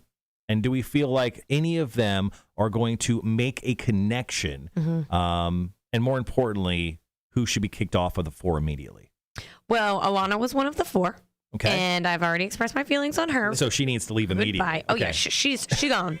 Good riddance. One that I love, one to watch, Chelsea. She's like an actual model. She was like been in Vogue. She's been in New York Fashion Week. She's stunning. She's like 7 feet tall. And like I told you earlier, the boys are shook. They don't know how to handle her because she's so hot. And whenever she walked in, she went on a date with Becca's guy, Aaron, I think. Yeah. Wait. You're shook. I'm shook. Yes, it was Aaron. Yes. But they seem to be hitting it off. And honestly, like, Becca seemed cool about it. I just like Chelsea. I think that she's a nice girl. I don't think that she's going to cause drama. I'm looking at pictures of Chelsea online right now, and I highly recommend everyone Google Chelsea Stunning. from Bachelor in Paradise. Last night she was riding this horse on the beach, and she just looked glorious. I'm just going to have to watch that footage. She is an utter smoke show, guys. I know. 100%. So Beautiful. when your wife or girlfriend, when they're watching Bachelor in Paradise, if your wife or girlfriend says the name Chelsea at any point, look up. Definitely. It's a point to look up at your TV screen. I guarantee you a good time. 100%. Yeah. Now, you talked about justice for a character. Yes. Mari. Okay. The most beautiful one. Well, maybe behind Chelsea now, but we love Mari. She's the one who's been in like the fight over old man Kenny with Demi. And so he also went on a date with Tia, which was like, meh, like nothing really came from that. But it's still been like Demi, Mari. And okay, Demi has resorted to like just being mean. She's been like talking bad about Mari to Kenny. Saying Mari's got crazy eyes, though. You think? Yeah. I'm looking at a picture right now. She's got a bit of the crazy eyes. Yeah, but she's so pretty and she's so nice. Yep. She did throw that cake in that fire. That's something only someone with crazy eyes would do. Yeah, exactly. I knew. Yes. I'm old enough. I know. I can tell the You look. can tell. Well, justice has been served because Kenny broke it off with Demi and has decided Mari's his girl. All right. She got the old man. They'll last an episode and a half. Right. And then somebody new will come in. They'll go on an awkward date on the beach where they have to, I don't know, play tic-tac-toe, and then suddenly 12 other beautiful single men will walk up. Ooh. And let's also not forget that Kenny is like a boy band manager and he's like 40. And okay, I'm not trying to throw shade, but I just can't believe that of all these dudes on the beach, he's the one we're scrapping over. Like, really? Well, I mean, maybe There's nothing wrong about a gentleman in their 40s. maybe he's got I a love an really old good man, bank but- account. Whoa. Okay. Maybe his bank account is really big. I'm guessing. Yeah. I don't know. He's Maybe not that. bad. He's not a bad-looking guy. I mean, he's hot. Yes, there's a lot of hot dudes on this beach. I'm just surprised it's him. That's all I'm saying. He's just got some really unreasonable tattoos. He's got the star tattoos that are kind of like right below his navel, right above his business. That's a little weird. Yeah. Like he's like, hey, here's the star of the show. And I got a feeling it's not the star of the show. He did come in with no pants. That's true. The other stars are much bigger than his main star.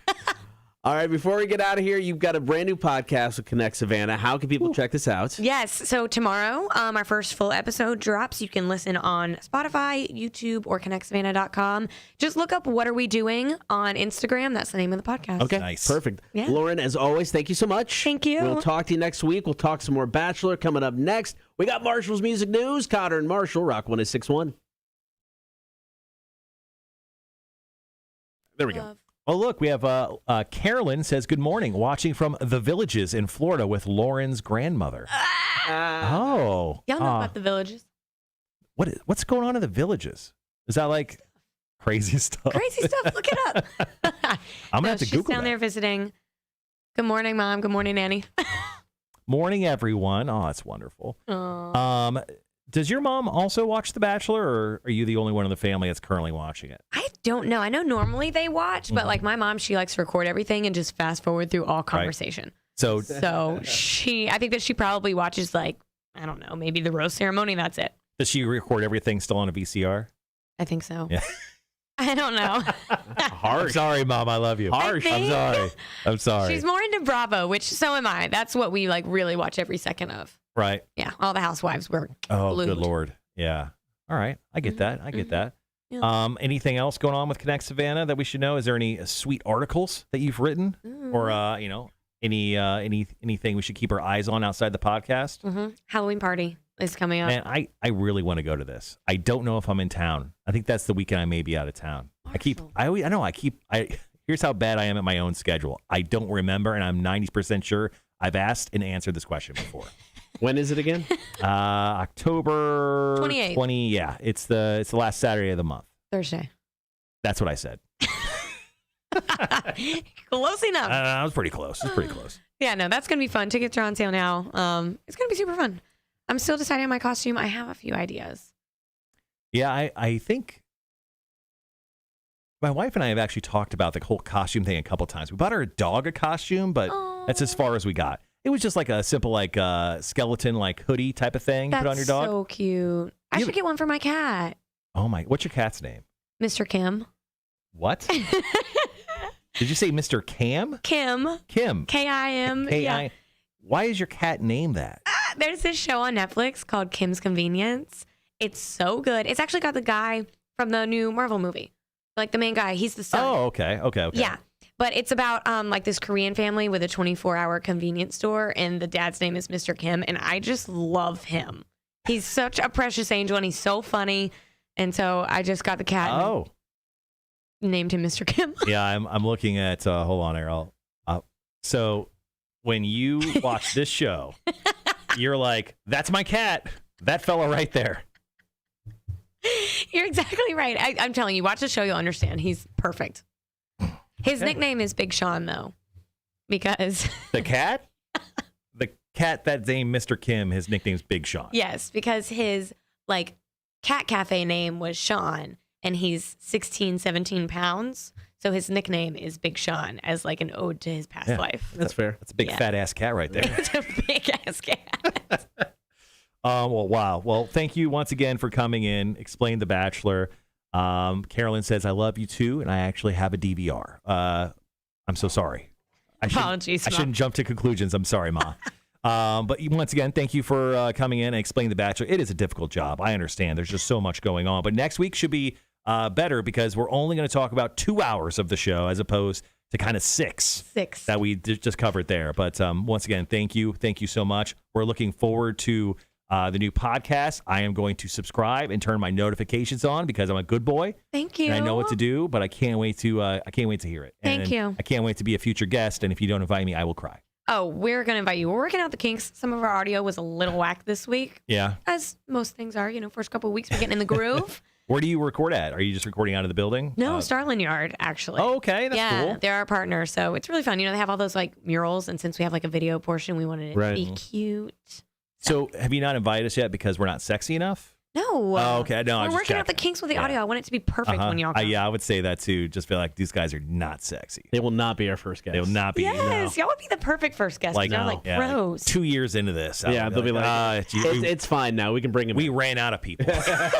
Everyone in Savannah has come on the podcast. We've had them all on 5 times. 5. We've had Savannah Dan on. There's only so much we can take of that suit. Yeah, let's get the guys on. Come on. Come on. Anyway, no, but thank y'all. Yeah, absolutely. Thanks for coming in again. Good luck with the rest of your day. Thank you. As always, sell some stuff. Great content. All right, guys. We'll be right back in a second.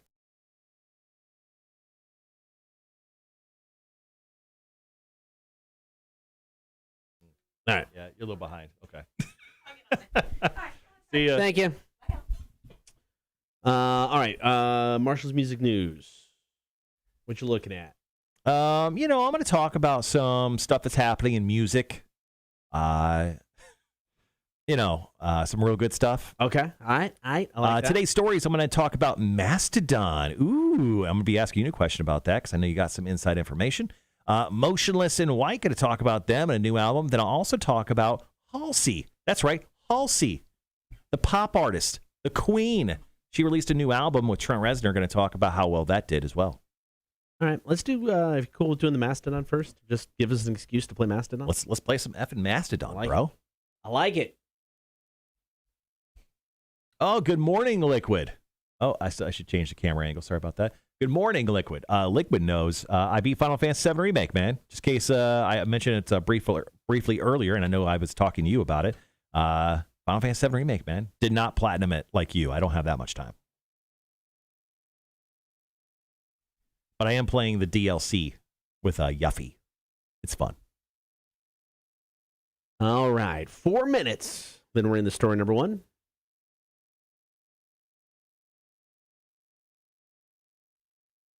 Yes, I did like the game overall, man. I'm a purist when it came to Final Fantasy games. Like Final Fantasy growing up, you would have like characters and then you'd have a menu and it'd be like, you fight, you use a spell, you run, you steal something. So I was used to that. And now the new Final Fantasy games, you're fighting like actual like in real time. So like you're running up, you're jamming the square button, you're hitting the triangle button to like shoot a spell at someone. Like it's all kind of like live right there. So it's much different than what it used to be. And I was like, when I first saw this remake, I'm like, I don't want to play that. It's stupid. Well, I actually went and played it, and it's incredibly fun. That's cool. It's still very cool. I've never played one Final Fantasy game, so got nothing. It's fun. If you like role-playing games, those games that take you like 50 to like 200 hours to beat. Right.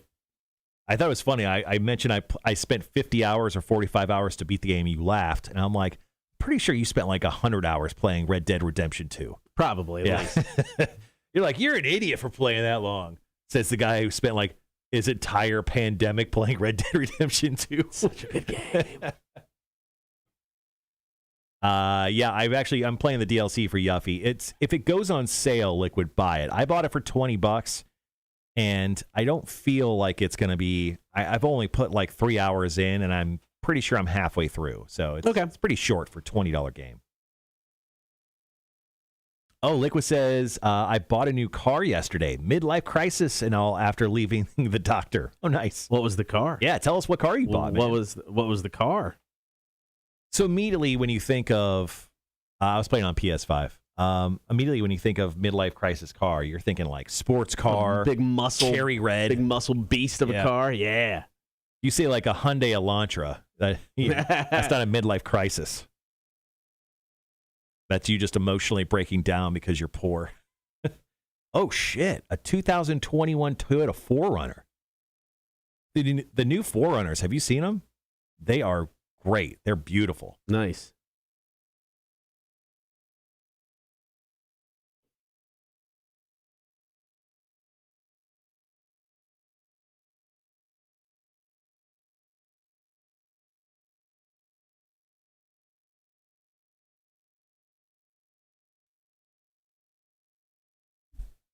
So Liquid said this was his first ever brand new car. Yeah. I have never bought a brand new car. Nope. Ever. I bought, let's see, 1, 2, 3, 4. I'm on my 5th car. I've had 3 Chevy Cavaliers to kick it off. Then I had a Hyundai Tucson. And right now I drive a crappy Hyundai Elantra. And I'm probably going to get rid of it next year. Nah, maybe not. I may just keep it, actually, and then like buy another car. Rhett says, I'm surprised you could find a new car. There's a shortage. Yeah, because of the chips or something, the silicon chips. I read a story that to not have this issue, because obviously there's a silicon chip shortage that's affecting everyone, from people who make video games to car manufacturers. What's his name? Elon Musk. He's literally opening his own factory. He's just going to open his own factory and make his own chips. Why not? All right, guys, be right back.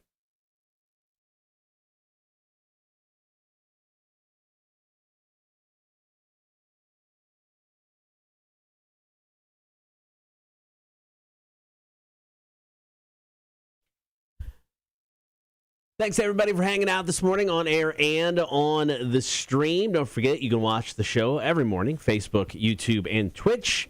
Right now, let's dive into some Marshalls music news. So Mastodon have released the artwork for what appears to be a new album titled Hushed and Grim. The Atlanta progressive metalers shared a jigsaw puzzle-like pieces of the mystery image on the band's social media accounts and their fan email list. Now, no further details are currently available, but apparently the LP is expected to be released sometime this fall, and I'm pretty sure someone who may be a program director of Rock 106.1 may have said something to the effect of this to me. Hey, Marshall, I'm going to go listen to new Mastodon. I'll be back in a while. Now, this was a couple days, maybe a week ago. Do you have something to share with the class, Cotter? I may have heard some new Mastodon. Yeah. It may be extremely badass. Okay. And it would be, really cool for us to be able to play it, but I don't have a copy. Now, maybe you could tell me when you'd be able to. I don't have that information. They didn't say, they didn't drop a date on you? They didn't give me a date. They did say that there might be, sort of a metal track coming out. It might be a little bit of a radio track coming out. Okay. There's things happening. Do you know a name of said track that you could possibly just accidentally just let out right here? I don't remember what it was called. Sorry. Oh. I don't remember what I did yesterday. You're going to expect me to remember the name of a song I listened to like a week and a half ago? I know. Come on. I asked too much. You really did. I do ask too much. Well, all right, there you go. Apparently, the guys have written like 2 albums worth of material over the pandemic, but we are getting a new album apparently called Hushed and Grim, and that'll be coming out sometime soon? Question mark. It's Marshall's Music News. All right, Mastodon, show yourself. Cotter and Marshall show. Rock 106.1. Charles goes, Chevy Cavalier, ultimate chick magnet. I drove a Chevy Cavalier for a long time, and I did not like it. But I kept buying the car, so joke's on me. Liquid says they had... Oh, okay. They got some new cars in. Cool. I don't know. I don't think I would want to buy a new car. Like, I think I really want to get... The next car I want to get, I think I want to get a Toyota. No. That's what it's called. Toyota Tacoma. Yeah, that's it. I think I want to get a Tacoma truck. But I don't want to get like the regular version of the truck. I want the Sport Edition, which I know I'm asking a lot at this point. Now, I've never even considered getting like the Sport or whatever edition of any vehicle. Mm-hmm. The car I bought, the new one, it's the Titanium Edition or whatever. Yeah. And I will never go back. What do you mean you'll never go back? It's just because of all the little, it's got the heated seats. It's got so it's like you can set your mirrors. You have like 3 different options to set your mirrors. So it's like if my wife drives my car, she hits number 2 and it goes to how she likes it. Seat moves, the side mirrors move. I get back in. I mean, just those little things that I never thought of that now I'm like, this is awesome. Mm-hmm. This is so good. Liquid goes, actually traded in my Tacoma. Was it the Sport Edition? And is it like a grayish color? If so, I may go get it. I got about 90 seconds. All right. Up next, we'll just go down the line. I'm just going to go motionless and white.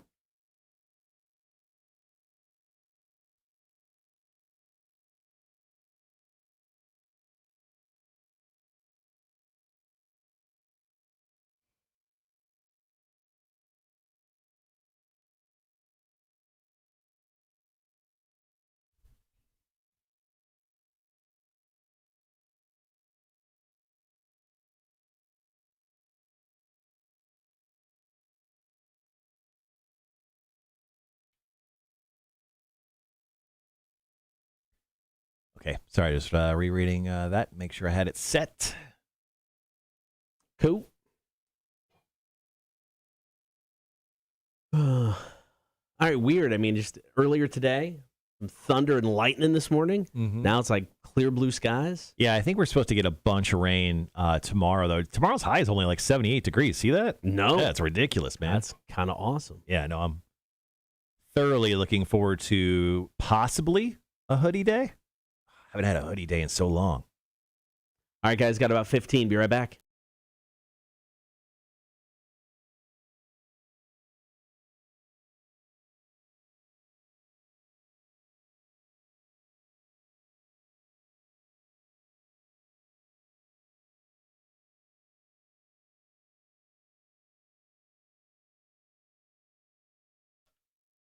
Getting right into story number 2, Marshall's Music News. So, Motionless in White frontman Chris Cerulli, I think is how you say his last name. Apparently, he was talking about a new album, the follow-up to 2019's Disguise. He said, all that's really left to do is to record the vocals, which I'm going to start right after this tour. He goes, I was in California working with our producer throughout a lot of the summer, and now it's just like, okay, we got everything in place, the stuff's written, and I just got to go in there and record the vocals, and he said he's going to do that as soon as that tour is over. Now, with everything in that kind of being said, he said, in my ideal scenario, I would love to have a new Motionless in White album out like February or March of next year and put in everyone's hands. And I think everyone is going to be putting out a lot of music early next year because a lot of these bands have been working over the last year and a half, 2 years on new music because, well, there hasn't been much else to do. Right. Most bands are canceling tours, Nine Inch Nails, Deftones. I mean, a lot of bands have canceled tours. So I can imagine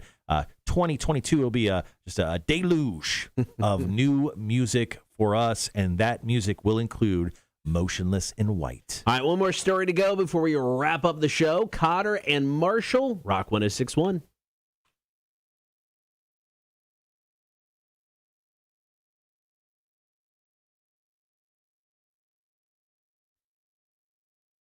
All right. Okay. All right. Okay. Charles says Motionless in White is a great band to see live. I think I've seen them once before. And it was like at a Welcome to Rockville. I stopped and hung out for a little bit.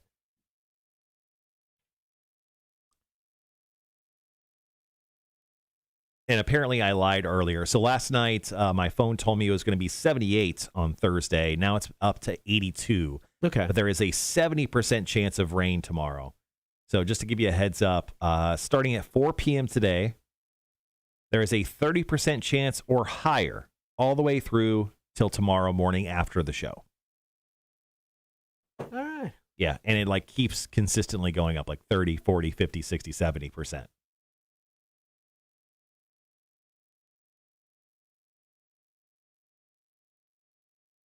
Boom, boom. All right, we got a few minutes. I'll be right back.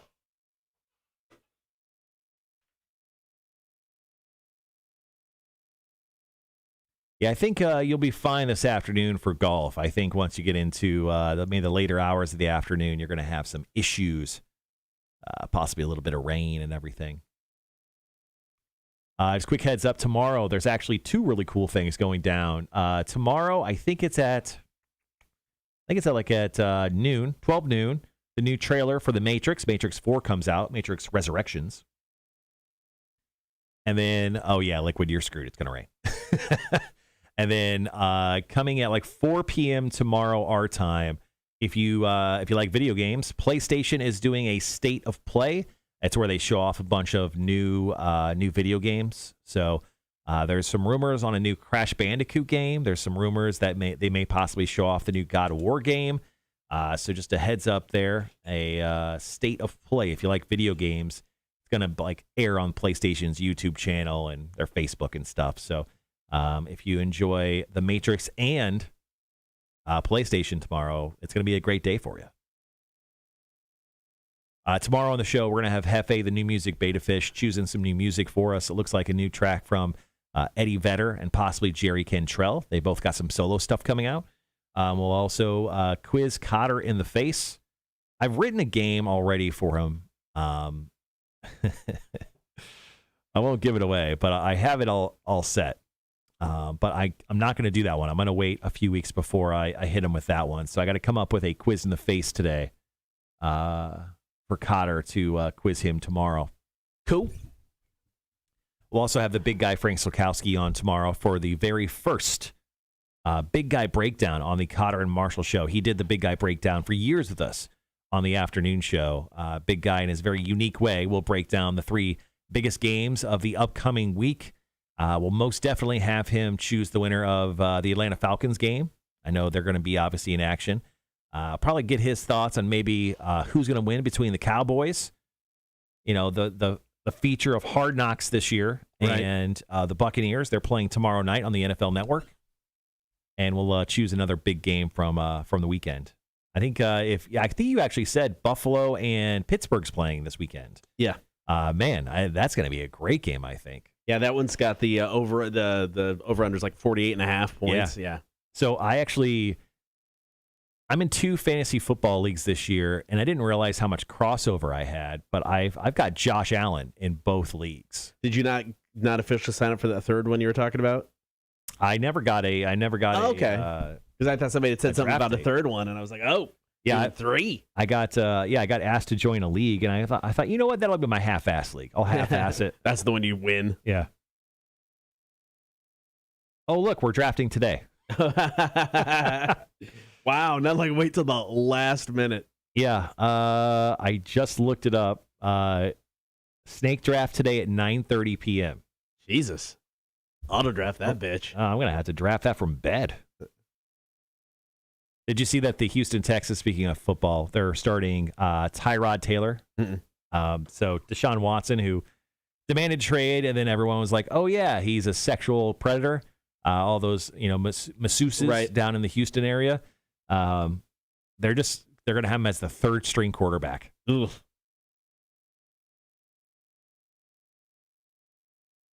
Oh, and Le'Veon Bell just signed with the Ravens. Oh, interesting. I picked him up in both of our leagues, in both the leagues we play in. Well played. As soon as Adam Schefter put it out that Le'Veon Bell signed, I'm like, I'm going to take him just in case. I don't think it's a bad idea. Trust me, when you're in a fantasy football league and you have a bad running back, I mean, you feel the pain from inside your body. Yeah. When your current running back's getting like 5 points a game, when your best running back's getting like 20, you're like, one is not like the other. Very true. All right, we got we got about 7 minutes. We were running a little early. Were we? Yeah, this hour was, we were like 11 minutes early going into the hour. Oh, wow. So. Good golly. All right, yeah, so the last story today will be Marshall's Music News. We'll jump into Halsey. She's just been a pop artist for her entire career, but Trent Reznor teamed up with her, and they put out an album called If I Can't Have Love, I Want Power, and it did real good. So we'll talk about how well that album sold here in just a little while. There's Cassidy for tribute today. What did I get added to? Oh, look. Look at that. Thank you for this.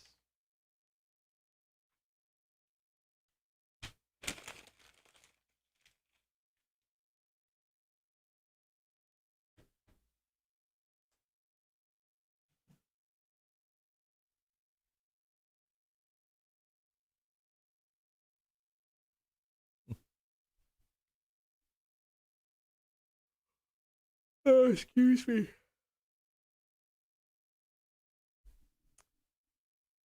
Bummer. Service is doing an Oktoberfest, but it's next weekend. I will not be. Service Brewing is? Yep. Oh, that's cool. But I won't be here. Beer, music, brats, pretzels. Yeah, City Hotel is playing. If you've never had their Teufelhunden, which is their, Oktoberfest style Marzen. I believe it's a Marzen they do. It is fantastic. Yeah, so we'll be off next Friday from the show. Cotter's going to see his kid in Arkansas. Yep. I'm running down to Orlando for one day only. I'm going down there to go to Halloween Horror Nights. So I'm driving down Friday morning, and I'm going to try to take off like at 8. Right. Get down there, and I'm going to try to go down to a few brew shops and try to pick up some Oktoberfest beers because we're getting together for a little beer group meetup on Saturday. And I'm gonna try to show off some Oktoberfest beers just because it's the season. I get that. Yeah, I'll probably they've got an Oktoberfest and a Dunkel. At least they've had both on tap the last few times I've been at New Realm. Mm-hmm. The Dunkel is good. It's like the lightest Dunkel I've ever had. Explain a Dunkel. So Dunkel is a darker German beer, usually malty and bready flavor. Usually really, really good. I mean, it's and I don't know well enough. To me, both a Dunkel and a Marzen are kind of similar. But super, super good. But the one at New Realm it's almost like it's a light version of a Dunkel, but it's really good. And the Oktoberfest is pretty solid too. So according to this, Dunkel or Dunkels, plural, is a word used for several types of a dark German beer. Dunkel is the German word meaning dark, And Dunkel beers typically range in color from amber to dark reddish brown. They're characterized by a smooth, malty flavor. Yep. Like a good Dunkel. I love a good Oktoberfesty beer. Like usually, especially during the season, this month, I'm usually pretty good for ordering 9 out of 10 times an Oktoberfest beer. Yeah, it's like those are. I mean, I never hated an Oktoberfest beer. Like pumpkin beers, I really needed to get into. Yeah. But I've, over the past few years, really gotten into like the Oktoberfest, that darker German kind of breadier beers. Mm-hmm. For whatever reason, I really like those. And it sounds like today's a good little errand day for me, so I think I may run over to Habersham, grab some Oktoberfest, see if they have any pumpkin beers I need to try. Right. Do that. Yeah, it's been a minute since I've been over to Habersham. I should see if they got anything fun. Yeah, I need to collect. I need to start collecting some pumpkin beers because I don't know what. I mean, usually we do a pumpkin beer month, right? But I don't know if we're really going to do that this year.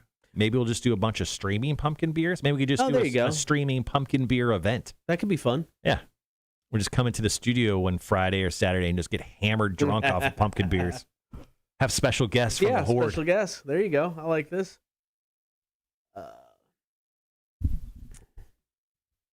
We'll have Charles come in, but he has to paint his head orange like a jack-o'-lantern. He's got to paint his face just like a jack-o'-lantern. You hear that, Charles? You're in. He's got to paint your face. Have your wife do it.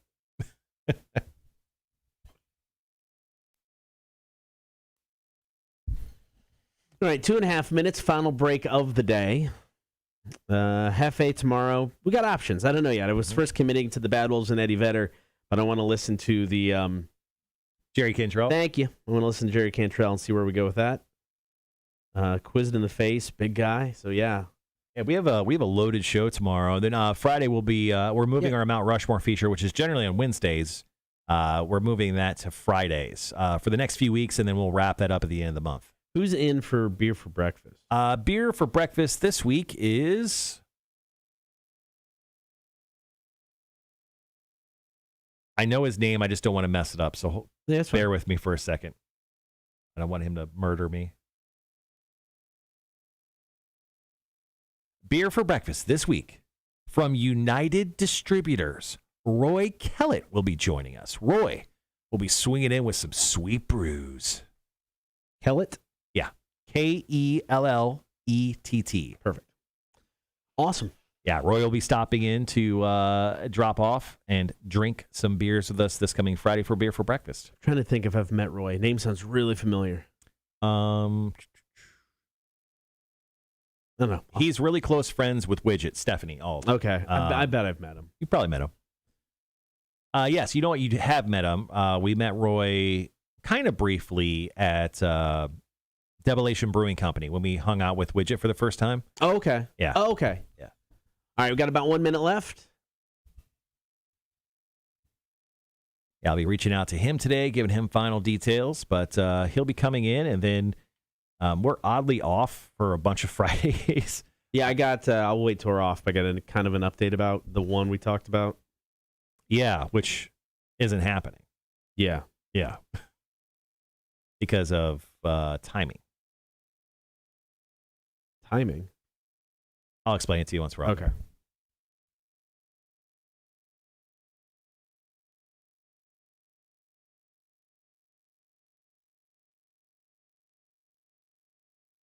Ooh, 20 seconds. All right. All right, guys, here we go. Final break. Final break. We'll be right back.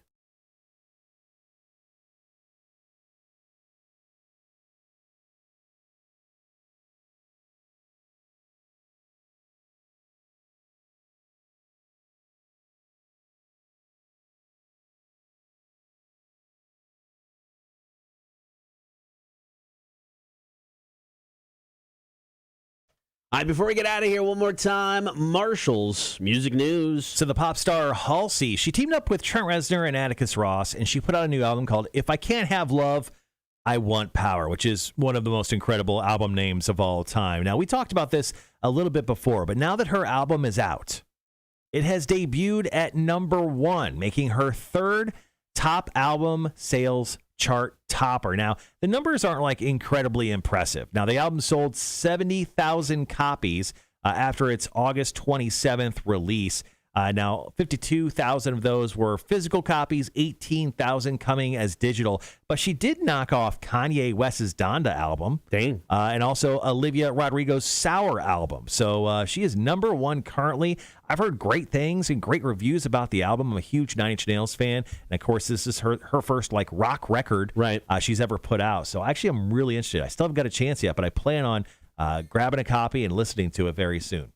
All right, lots to get to on the show tomorrow. I'm going to get quizzed in the face. Hefe, the new music beta fish, will be selected. We got all kinds of options. New stuff from Bad Wolves, Jerry Cantrell. New stuff from Eddie Vedder. Don't know what he's going to be picking from yet, but we got that. And, of course, tomorrow, 9 o'clock hour, the triumphant return of the big guy. This guy he's a roller coaster of depression during the Falcons season. I can't wait to hear his pain and his voice once again this year. Yeah, for those who hadn't caught the big guy breakdown when we were doing the work release program, this is a different side to the big guy. Oh, yeah. This is not the side you're familiar with from television. This is not the 5 o'clock anchor, happy-go-lucky. This is a man who is battling demons in his soul, and those demons are called the Atlanta Falcons. All right, we'll talk to you guys tomorrow morning at 6. As always, we appreciate you guys hanging out. It is the Cotter and Marshall Show, Rock 106.1. All right, guys, thanks for hanging around. Great show. High five to everyone who made that possible. All right, obviously, big show tomorrow. We'll talk to you 6 a.m. then.